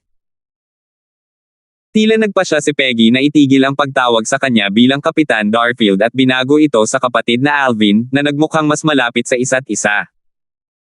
Tumigil si Alvin sa pagbabasa mula sa Memory Celestial Talisman. Binuksan niya ang pinto at lumabas sa patio. Naupo siya sa harap ng mesang bato, sa tapat ni Peggy, at binati si Peggy, gobernador ng lungsod. Bumuti ka ba noong nag-aaral ka ng palihim? Tanong ni Peggy habang nakatingin kay Alvin ng may nag-aalab na tingin. Nakita ni Alvin ang pananabik sa mga mata ni Peggy. Ngumiti siya at sinabing, salamat sa pagpapahintulot sa akin gamitin ang Tranquil Alcove sa mga nakaraang buwan. Nagkaroon ako ng isang tagumpay, at isa na akong Violet Moon Heavenly Celestial. Natigilan si Peggy at hindi makapagsalita. Tiningnan niya si Alvin ng may pagkataranta. Nang marinig niyang nakalabas na si Alvin mula sa closed door cultivation kanina, hindi niya inakalang posible para kay Alvin na maging isang Violet Moon Heavenly Celestial. Hiniling lang niya na malapit nang maging isang Violet Moon Heavenly Celestial si Alvin. Kung tutuusin, hindi niya inakalang maaaring maging isang Violet Moon Heavenly Celestial si Alvin sa loob ng 6 na buwan. Ngayong tumigil na si Alvin sa paglilinang pagkatapos ng 5 buwan, mas kumbinsido siya na walang paraan para magkaroon ng tagumpay si Alvin. Hindi niya talaga inaasahan na magiging isang Violet Moon Heavenly Celestial si Alvin. Nang makabawi siya sa kanyang katinoan, naisip niya sa sarili, mukhang nakahanap talaga ako ng kayamanan sa pagkakataong ito. Tama ako sa pagpili sa kanya. Ang kanyang mga mata ay puno ng pananabik sa sandaling ito. Sa bilis ng pagbuti ni Alvin, alam niyang nasa kanyang kamay na ang paghihiganti ngayon. Sa kabilang banda, naalala ni Alvin ang minor-major floating image celestial talisman na kanyang nalaman. Nagtanong siya, gobernador ng lungsod. Mayroon ba kayong minor-major floating image celestial talismans para sa mga commander ng Black Dragon Army at Silverworm Army? 2,625.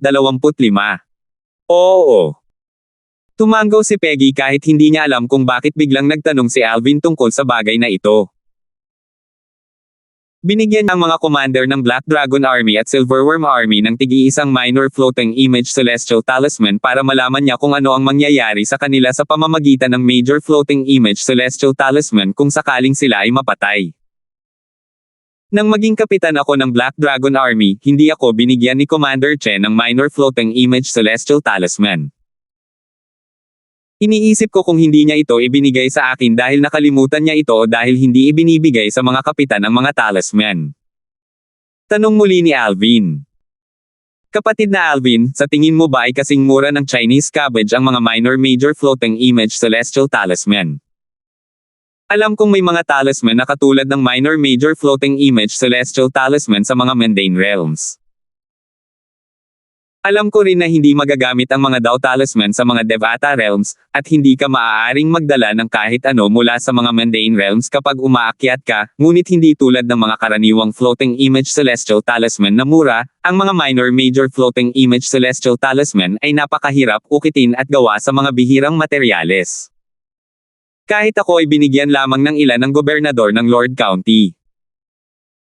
Bilang gobernador ng lungsod ng Bloody Spectre City, ibinigay ko lamang ang minor floating image celestial talisman sa aking tatlong nasasakupan. Si Commander Bryson ng Black Dragon Army, si Commander Renden ng Silverworm Army, at si Elder Hong, ang pinuno ng Golden Serpent Guards, paliwanag ni Peggy nang may mapait na ngiti sa kanyang mukha. Si Elder Hong, ang pinuno ng mga gininto ang bantay ng ahas. Kumuntang noo ni Alvin. Oo. Hindi isa si Elder Hong sa 18 Golden Serpent Guards. Siya ang namumuno sa kanila. Sa katunayan, siya ang nagtatag ng Golden Serpent Guards. Masasabi mong parang mga disipulo niya ang mga gwardya. Sumama siya sa akin mula sa county city ng Nine Spectres County. Siya rin ang pinakamalakas sa lahat ng aking mga nasasakupan. Mas malakas siya kaysa kina Bryson at Rendan. Patuloy na nagpapaliwanag si Peggy ng may pagtitiis. Ipinapakita nito na lubos niyang pinahahalagahan si Alvin. Naiintindihan ko. Tumango si Alvin. Sa anumang kaso, gaano man kahalaga ang mga minor-major floating image celestial talisman, wala silang halaga sa isang great overarching golden celestial. Kayang harangan ng isang great overarching golden celestial ang minor floating image celestial talisman sa pagpapadala ng recording sa major floating image celestial talisman kung sakaling makapatay siya ng tao. Tutal, napakalakas nila, dagdag ni Peggy habang unti-unting dumidilim ang kanyang ekspresyon. Dakilang pangkalahatang gininto ang celestial. Sabi ni Alvin habang lumiliwanag ang kanyang mga mata. Hindi ito ang unang beses na narinig niya ang tungkol sa mga dakilang pangkalahatang gininto ang celestial. Narinig na niya ang tungkol sa kanila kahit noong siya ay nasa mundong kaharian.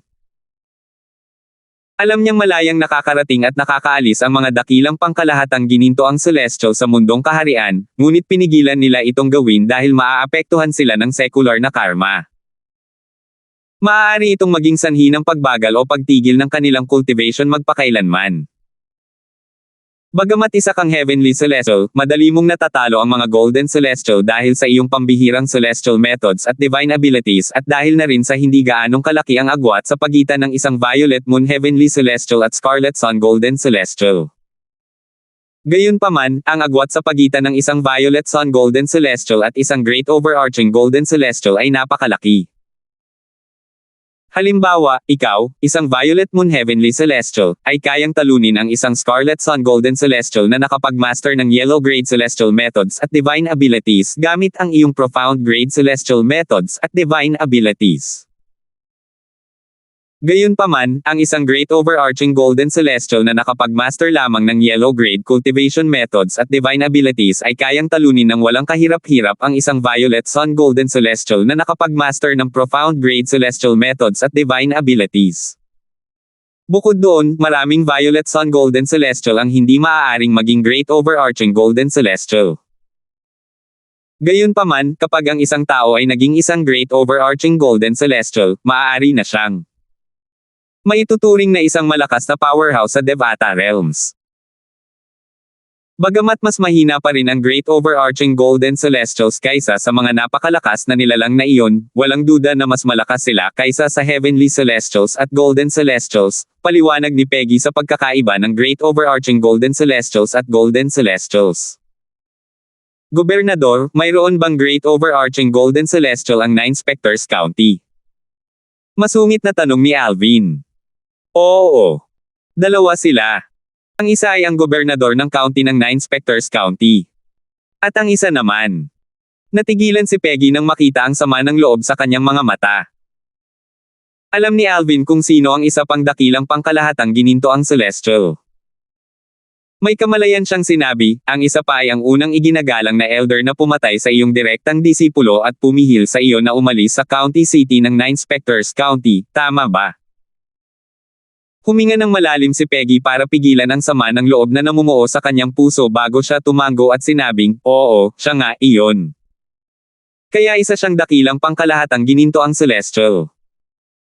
Gobernador ng lungsod, talagang binigyan mo ako ng malaking problema na dapat harapin, sabi ni Alvin habang umiiling. Sinabi ni Peggy na maaari niyang talikuran ang kanilang kasunduan kung sa tingin niya ay hindi karapat-dapat sa kamatayan ng target matapos pumunta sa county city of Nine Spectres County. Gayunpaman, matapos niyang gumugol ng oras kasama si Peggy, alam niyang malamang na hindi nagsinungaling sa kanya si Peggy tungkol sa lalaking iyon. Dahil dito, sigurado siyang matutupad niya ang kanyang bahagi sa kasunduan. Gamit ang mga pamamaraang celestial, mga banal na kakayahan, at ang pamamaraan na maaaring agawin ang mga celestial na armas, mapapatay mo siya bago ka pa maging isang great overarching golden celestial. Gamit ang iyong likas na talento, hindi magtatagal at magiging isang violet sun golden celestial ka na. Sa oras na iyon, tiyak na matatalo mo siya at madadala sa akin. Buong kumpiyansang sabi ni Peggy. Bagamat mayroong malaking agwat sa pagitan ng Violet Sun Golden Celestials at Great Overarching Golden Celestials, naniniwala siyang ang binata na nakasuot ng lila sa harap niya ay makakatalo sa isang Great Overarching Golden Celestial gamit ang iba't ibang pambihirang pamamaraan na kanyang pinagkadalubhasaan. Ngumiti si Alvin nang may pag-aalinlangan. Gobernador ng lungsod, mukhang malaki ang tiwala mo sa akin. Hindi yan bulag na kumpiyansa. May tiwala ako sa potensyal mo. Tumingin si Peggy kay Alvin nang may nag-aalab na tingin bago niya tuluyang binago ang usapan. Kapatid na Alvin, ano ang ginawa mo noong umalis ka sa estate ngayon?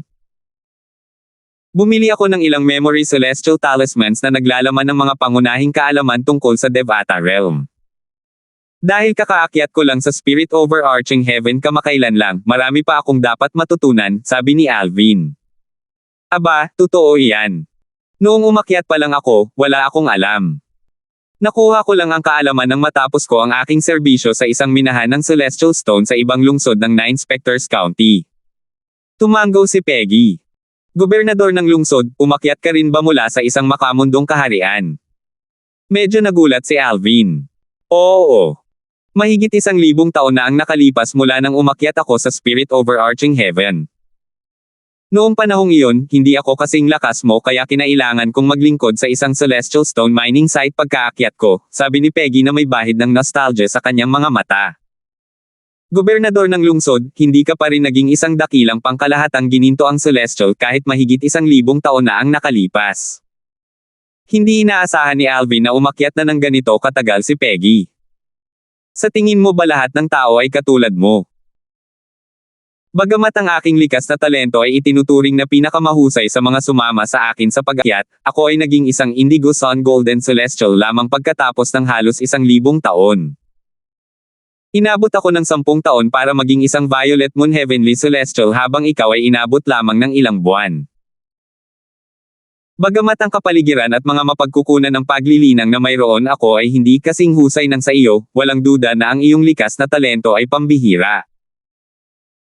Mula nang ako ay umakyat, wala pa akong narinig na sinuman, kahit na ang mga mahuhusay na henyo, na ilang buwan lamang para maging isang Violet Moon Heavenly Celestial mula sa isang Indigo Moon Heavenly Celestial, sabi ni Peggy. Bahagyang ngumiti si Alvin. Mayroon siyang 79 na Heavenly Veins. Dahil dito, nakataya siya ng higit sa iba. Maya-maya, iniba niya ang usapan. Gobernador, mahirap bang mahanap ang mga celestial fire na kailangan ng mga celestial alchemist at celestial weapons craftsmen? 2,626. Apoy sa langit. Nanlaki ang mga mata ni Peggy, at bahagyang nagulat nang marinig ang tanong ni Alvin. Naguluhan si Alvin sa reaksyon ni Peggy sa mga salitang celestial fire. Nang makabawi si Peggy sa kanyang katinoan, tumango siya. Bilang pundasyon ng mga celestial alchemist at celestial weapons craftsmen, ang celestial fires ay isang bagay na mahirap hanapin. Maaari lamang itong matagpuan. Bakit? Interesado ka ba sa celestial fires, kapatid na Alvin? Oo. Tumango si Alvin. Isa akong manggagawa ng armas at alchemist noong nasa mundong-mundo ako. Nang malaman ko ang tungkol sa pagpino ng tableta at pagpapanday ng armas sa Devata Realms, natuklasan kong may mga pagkakatulad ang pagpino ng tableta at pagpapanday ng armas sa mundong-mundo. Magagamit ko rin dito ang aking kaalaman mula sa mundong-mundo. Tumango si Peggy. Naiintindihan ko. Sa Devata Realms, maraming celestial alchemist at celestial weapon craftsmen na pambihira dahil sa kanilang mga karanasan at pamamaraan mula sa mga makamundong realms. Maya-maya, dagdag niya, gayunpaman, gaano man kahusay o karanas ang isang tao, hindi niya magagawang pinuhin ang mga tableta o gumawa ng mga armas sa Devata Realms nang walang celestial fire. Nagtatakang tanong ni Peggy, kapatid na Alvin, isantabi mo na ang kakulangan mo ng celestial fire, anong klase ng celestial pills at celestial weapons sa tingin mo ang kaya mong pinuhin at pandayin? Marami sa mga umakyat ay may malawak na karanasan sa pagpino ng mga pildores at pagpapanday ng armas mula sa makamundong kaharian. Nang makakuha sila ng celestial fire, nagawa nilang pinoy at pandayin ang mga primitive at mediocre grade na pildores at armas. Natural lang, kakaunti lamang ang nakapagpino at pandayin ng mga prominenteng pildores at armas. Hindi dapat maging problema para sa akin ang pagpino at paggawa ng mga kilalang celestial pills at celestial weapons. Gayunpaman, kailangan kong pagbutihin ang aking mga kasanayan sa pagpino at paggawa bago ko mapino at makagawa ng mga supreme grade na pildores at armas, prangkang sabi ni Alvin. Hindi niya nararamdaman ang pangangailangang magsinungaling. Tutal, kung walang celestial fire, hindi mahalaga kung gaano siya kahusay. Gaya ng kasabihan, walang partikular na intensyon ang nagsasalita, ngunit isinapuso ito ng nakikinig. Nang marinig ang mga salita ni Alvin, natigilan si Peggy. Alam niyang hindi nagsisinungaling si Alvin sa kanya. Isasantabi ang celestial fire, dapat tandaan na iilan lamang ang nakakapagpino at nakakagawa ng mga prominenteng tableta at armas pagkatapos nilang umakyat. Hindi lamang napakataas ng talento sa paglilinang ni Alvin, kundi maging ang kanyang mga kasanayan sa pagpino ng tableta at paggawa ng armas ay mataas din. Paano siya hindi makakaramdam ng pagkabigla? Bumantong hininga si Alvin. Sayang naman. Kung walang apoy sa langit, mga walang kabuluhang salita lang ang mga ito. Kapatid na Alvin. Nagbago ang tingin ni Peggy at biglang naging seryoso ang ekspresyon ng kanyang mukha sa sandaling ito. Para bang gumawa siya ng isang malaking desisyon. Naguguluhan na tiningnan ni Alvin si Peggy. Napansin din niya ang abnormalidad ni Peggy. Tumingin si Peggy kay Alvin at seryosong sinabi, ipaghiganti mo ako. Ipaghiganti mo ako, at ituturo ko sa iyo ang direksyon ng apoy na langit. Maaari mo itong kunin sa oras na iyon.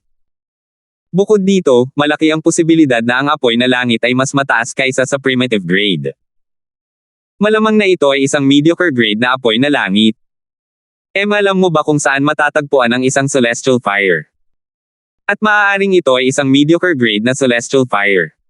Nabigla si Alvin sa mga sinabi ni Peggy. Hindi niya inaasahan na malalaman ni Peggy ang lokasyon ng isang celestial fire. Bukod dito, ito ay isang mediocre grade na celestial fire. Nang makabawi siya ng kanyang katinoan, ang kanyang mga mata ay kasing liwanag na mabituin sa kalangitan sa gabi. Oo. Tumanggaw si Peggy. Oo, natuklasan ko ito nang hindi sinasadya bago ako umalis sa Nine Specters County. Nakapunta na ako roon ng mag-isa minsan pero hindi ko kayang makuha ang celestial fire. Sa tingin ko, dapat ay isa kang great overarching golden celestial para makuha ang celestial fire. Gayunpaman, itinago ko ito sa pamamagitan ng paglatag ng ilang nakatagong formasayon. Maliban na lang kung ang isang great overarching golden celestial o iyong mga mas malakas ay sadyang maghanap sa lugar gamit ang kanilang banal na kamalayan, mananatili itong nakatago. Patuloy niyang sinabi, noon, nang mapagtanto kung hindi ko makuha ang celestial fire, naisip kong ipaalam ito sa gobernador ng Lord County. Gayunpaman, nagpasya akong huwag itong gawin sa huli. Nagningas ang kanyang mga mata sa apoy ng galit nang matapos niya ang kanyang pangungusap. Nagpatuloy si Peggy sa pagsasabing, pinag-isipan ko na ang lahat. Dahil ang aking direktang disipulo ay pinatay ni Revered Elder Thomas Blackwell, hahanapin ko ang gobernador ng Lord County upang humingi ng hustisya para sa aking disipulo. Kung handa siyang gawin iyon, sasabihin ko sa kanya ang tungkol sa celestial fire. Sayang, pinagalitan lang ng gobernador ng county si Thomas. Naiintindihan ko na para ito sa ikabubuti ng lahat. Maaari ko ring gawin ang parehong desisyon kung ako ang nasa kanyang kalagayan. Tutal, si Thomas ang pinakamalakas na tao pagkatapos ng gobernador ng county sa Nine Specters County. Di nagtagal, napilitan akong umalis dahil kay Thomas. Bagamat hindi ko sinisisi ang gobernador ng Lord County, nagpasya akong huwag sabihin sa kanya ang tungkol sa celestial fire. Nagpasya akong itago ito para sa aking sarili at planuhin na kunin ito pagkatapos kong maging isang great overarching golden celestial.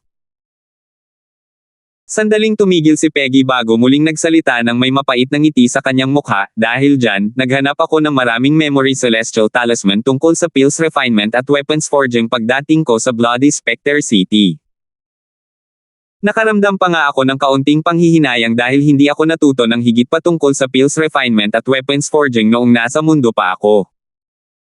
Kalaunan, natuklasan kong wala akong paraan para magsanay ng walang celestial fire kaya ang kaalaman ko ay puro teorya lamang. Dahil plano mong itago ang celestial fire para sa iyong sarili, bakit mo ito sinasabi sa akin ngayon? Naguguluhan na tanong ni Alvin. Una, hindi ako sigurado kung kailan at kung magiging isang dakilang pangkalahatang gininto ang celestial na yugto ako.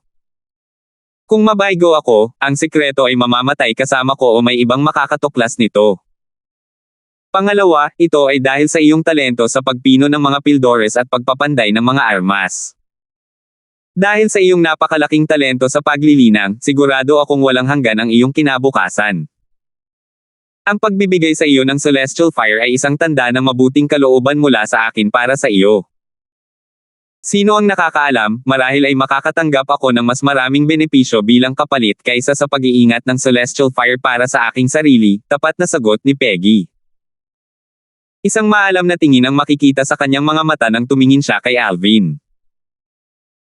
Gobernador, pagkatapos kong marinig ang inyong mga salita, sana ay makapagpatubo ako ng pares ng pakpak ngayon at lumipad papunta sa lungsod ng county ng Nine Specters County upang hulihin si Thomas para sa inyo, sabi ni Alvin. Ang apoy sa langit ay talagang nakakaakit. Dahil sa kasalukuyan mong cultivation base, wala ka pa ring laban kay Thomas kahit na mas malakas ka na kaysa sa karamihan ng mga Golden Celestial. Kahit na nasa estate ka na ngayon ng county governor, hindi mo pa rin ako magagawang ipaghiganti sa ngayon. Umiling si Peggy. Alam ko. Masyado lang talagang nakakaakit ang celestial fire. Isa pa, sinabi mo pa ngang maaaring isa itong katamtamang grado na celestial fire. Sabi ni Alvin. Kahit ang isang taong may sinaunang celestial fire ay maaaring magdulot ng banta sa Great Overarching Golden Celestial. Kung ang isang tao ay nagmamay-ari ng isang katamtamang grado na celestial fire, magagawa nilang takutin ang overarching heaven supreme celestials na mas malakas pa kaysa sa great overarching golden celestials. Kung pipiliin nilang pasabugan ang katamtamang celestial fire, kung ang isang ordinaryong overarching heaven supreme celestial ay nasa layong 1,000 metro mula sa saklaw nito, tiyak na mamamatay ang overarching heaven supreme celestial. Kahit na may pagtanggol ng malalakas na overarching heaven supreme celestials ang kanilang mga sarili, sila ay malubhang masasaktan pa rin. Sa opinyon ni Alvin, ang celestial fire ay hindi lamang mahalaga sa pagpino ng mga tableta at pagpapanday ng mga armas, kundi isa rin itong makapangyarihang kagamitang Nagel iligtas buhay na magagamit niya laban sa Great Overarching Golden Celestials at Overarching Heaven Supreme Celestials. Malamang na isa itong katamtamang radong celestial fire, pero hindi ako 100% sigurado. Isa lamang itong pakiramdam. Ibang-iba ito sa mga primitive grade celestial fire na narinig ko, sabi ni Peggy. Iba ito sa mga primitive grade celestial fires. Kung gayon, paano ito naiiba sa mga prominent o supreme grade celestial fires? Sabik na tanong ni Alvin. Kapatid na Alvin, mapait na sabi ni Peggy na may mapait na ngiti, narinig ko lang ang mga katangian ng mga primitive grade celestial fires.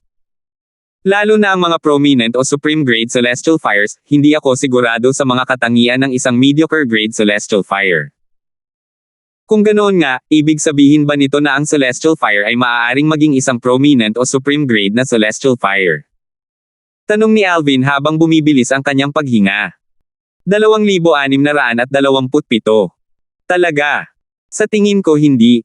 Nang marinig ang mga salita ni Alvin, nabigla si Peggy. Bagamat mahirap para sa kanya na lapitan ang celestial fire at kunin ito noon, hindi niya kailanman naisip na maaari itong maging isang prominent o kataas-taasang celestial fire. Batay sa kanyang nalalaman, tanging ang Great Overarching lamang ang makakalapit at makakabawi ng bihirang primitive celestial fire. Gayunpaman, ang mga Golden Celestial ay maaaring makakuha ng ordinaryong primitive celestial fire sa tulong ng ilang mga kagamitan. Bagamat wala siyang gaanong kaalaman tungkol sa mediocre celestial fire, natural lang na alam niyang mas mahirap makuha ang isang mediocre celestial fire kumpara sa isang primitive celestial fire. Ang Great Overarching Golden Celestials o yung mga mas malakas ay madaling makakuha ng isang primitive celestial fire. Hindi niya naisip na ang celestial fire na kanyang nakita ay maaaring mas mataas ang grado.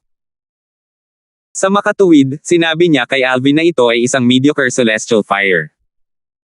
Natural lang, haka-haka lamang niya ito, hindi rin siya 100% sigurado. Nakangiting tanong ni Alvin, Gobernador, pinagsisisihan mo ba na sinabi mo sa akin ang tungkol sa celestial fire pagkatapos mong makinig sa aking mga salita? Hindi. Umiling si Peggy. Isantabi mo na lang ang katotohanan ang celestial fire ay malabong maging isang prominent o kataas-taasang celestial fire, kahit na ito ay isang bagay, hindi ko ito makukuha. Tutal, hindi pa sigurado kung maaari akong maging isang Great Overarching Golden Celestial. Alam ko ang sarili kong lakas. Bukod dito, kung ang celestial fire ay tunay na isang prominent o kataas-taasang celestial fire, natatakot ako na kahit ang Great Overarching Golden Celestials ay maaaring hindi ito makuha, lalo na ako. Pagkatapos niyang magsalita, tumawa siya nang may pangungutya sa sarili. Mapa primitive, mediocre, prominent, o supreme celestial fire man ito, basta't celestial fire ito, interesado ako rito. May bahid ng pananabik na makikita sa mga mata ni Alvin sa sandaling ito. Hindi niya itinago ang kanyang pagnanais na makuha ang celestial fire. Sa kasalukuyan mong lakas, kapatid na Alvin, imposibleng makuha mo ang apoy na langit kahit pumunta ka pa roon. Kapag natalo mo na si Thomas, marahil, magiging sapat na ang lakas mo para makuha ang apoy na langit, nakangiting sabi ni Peggy. Mukhang determinado ka talagang maghayganti. Matawa na tinitigan ni Alvin si Peggy habang nagtatanong, Gobernador, kung matuklasan kong hindi karapat-dapat mamatay si Thomas pagdating ko sa County City at hindi ko natupad ang ating kasunduan, handa ka pa rin bang ibunyag sa akin ang lokasyon ng celestial fire? Huwag kang mag-alala. Tiwala nang umiti si Peggy. Sigurado akong hindi mo tatalikuran ang kasunduan natin. Sa kanyang palagay, kung hindi karapat-dapat mamatay si Thomas, kung gayon, walang sino man sa mundo ang karapat-dapat mamatay. Maya-maya, umalis na si Peggy, at bumalik si Alvin sa kanyang silid upang ipagpatuloy ang pagbabasa ng Memory Celestial Talismans na binili niya sa Bloody Spectre City. Ang pag-ukit ng Celestial Talisman ay hindi kasing hirap ng pagpino ng mga tableta o pagpapanday ng mga armas. Kung tutuusin, hindi naman ito kailangan ng bihirang Celestial Fire. Ang mga Golden Celestial at ang mga mas malakas ay madaling makakabisado sa pag-ukit ng Celestial Talisman basta't handa silang maglaan ng oras sa pag-aaral nito. Para sa Memory Celestial Talismans o isang ordinaryong Floating Image Celestial Talismans, kahit ang mga ordinaryong Golden Celestial ay kayang yukit ito basta't alam nila ang mga inscription. Para naman sa Minor Major Floating Image Celestial Talisman, ang isang ordinaryong Golden Celestial ay kayang yukit din ito. Ang problema ay ang mga talisman ay nangangailangan ng mga bihirang materyales. Ito rin ang dahilan kung bakit ang Minor Major Floating Image Talismans ay bihira at mahal. Hindi nagtagal at nagkaroon si Alvin ng kaunting pag-unawa sa mga Celestial Talisman sa Devata Realm. Ito ay lahat ng mga assist type na Celestial Talisman. Para makapag-ukit ng mga Offensive Celestial Talisman, Defensive Celestial Talisman, at Movement Celestial Talisman, kailangan ay isang Great Overarching Golden Celestial o mas malakas pa para makapag-ukit ng mga talisman kahit alam mo na ang kani-kanilang mga inscription para dito. Mas mataas ang grado ng mga talisman, mas malakas ito. Ang mga malalakas na talisman na ito ay magiging kapaki-pakinabang sa mga desperadong sitwasyon. Ang malalakas at mataas na grado ng mga offensive talisman ay maaari pang pumatay. Sa katunayan, ang mga batang celestial na nagmula sa mga pambihirang pinagmulan ay karaniwang binibigyan ng maraming malalakas na talisman na magagamit sa mga kritikal na sitwasyon upang iligtas ang kanilang buhay. Matapos malaman ang tungkol sa mga celestial talisman, lumipat si Alvin sa isa pang memory celestial talisman. Sa Devata Realms, walang pagkakaiba sa pagitan ng isang Martial Cultivator at isang Dao Cultivator. Ito ay dahil sa kasaganaan ng makapangyarihang celestial methods at divine abilities sa Devata Realms kaya hindi na kailangang umasa lamang sa Heaven and Earth energy sa isang labanan hindi tulad ng mga mundane realms. Tungkol naman sa mga Heavenly Veins, tanging ang mga nagtataglay ng kahit man lang 88 Heavenly Veins ang itinuturing na isang prodigy. Ang kanilang bilis ng cultivation ay higit pa sa mga ordinaryong celestial. Sa mundong mundo, bihirang makahanap ng isang taong may 81 heavenly realms. Gayunpaman, maraming katutubo ng Devata Realms ang nagtataglay ng 81 o higit pang heavenly realms. Nabigla si Alvin nang malaman niya ito. Wow! Parang karaniwan ang pagkakaroon ng 81 heavenly veins o higit pa sa Devata Realms. Ang mga heavenly veins ng isang tao ang magtatakda ng bilis ng cultivation at ang bilis ng mabilisasayo ng celestial origin energy. Ang mga may mas maraming heavenly veins ay may kalamangan sa dalawang aspetong ito. Gayunpaman, ang kalamangan ay hindi masyadong espesyal. Tutal, maraming mga hindi inaasahang engkwentro sa Devata Realms na maaari ring magpataas ng bilis ng mabilisasayon at cultivation. Sa katunayan, ang ilang Heavenly Emperor mula sa ibang Devata Realms ay may mas mababa sa 81 Heavenly Veins.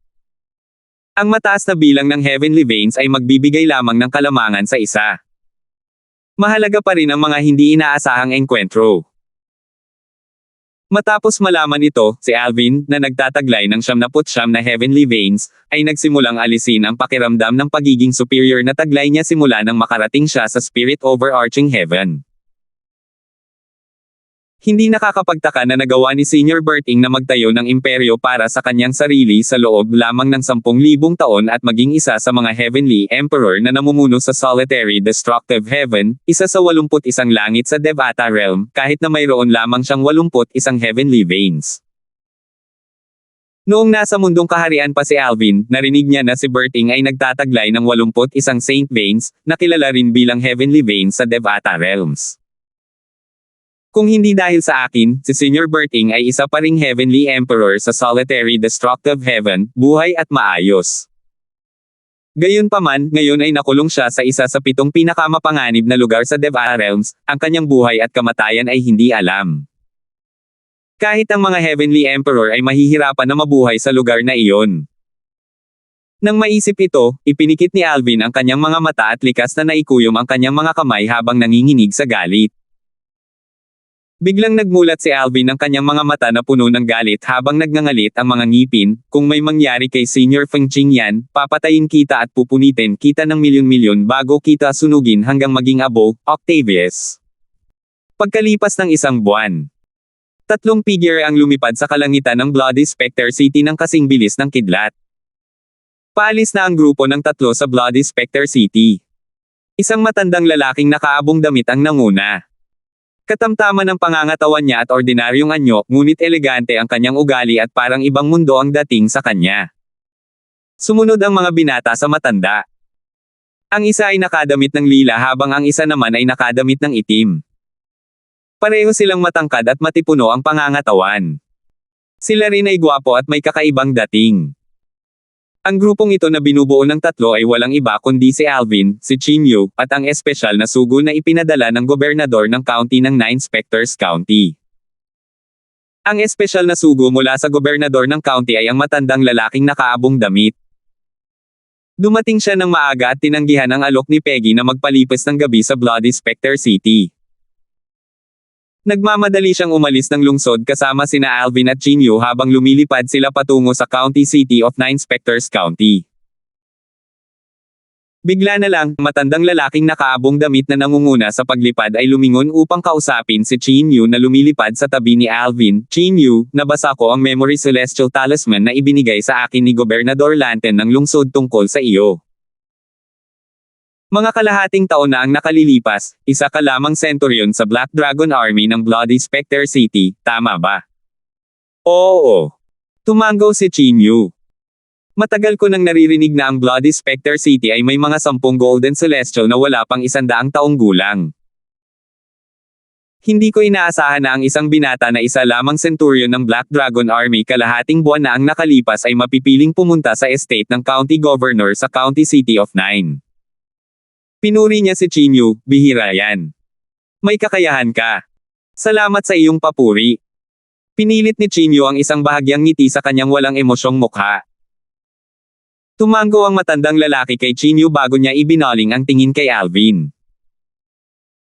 Bahagyang itinaas ni Alvin ang isang kilay habang iniisip ang sarili dahil binigyan ng gobernador ng lungsod ang espesyal na sugo ng isang Memory Celestial Talisman tungkol kay Qingyu. Sigurado akong binigyan din niya ito ng Memory Celestial Talisman tungkol sa akin. Iniisip ko kung ano na ang sinasabi tungkol sa akin. Bagamat hindi alam ni Alvin ang sinabi ni Peggy tungkol sa kanya sa Memory Celestial Talisman, sigurado siyang hindi magsasalita si Peggy ng anumang bagay na makakasama sa kanya. Matapos makasama si Peggy, alam niyang hindi ganoong kasuklam-suklam na tao si Peggy. Bukod dito, hindi siya ilalagay ni Peggy sa panganib dahil kailangan siya ni Peggy upang maghayganti para sa kanya at sa kanyang direktang disipulo. Salamat po at sinamahan ninyo ako, ingat lagi mga master.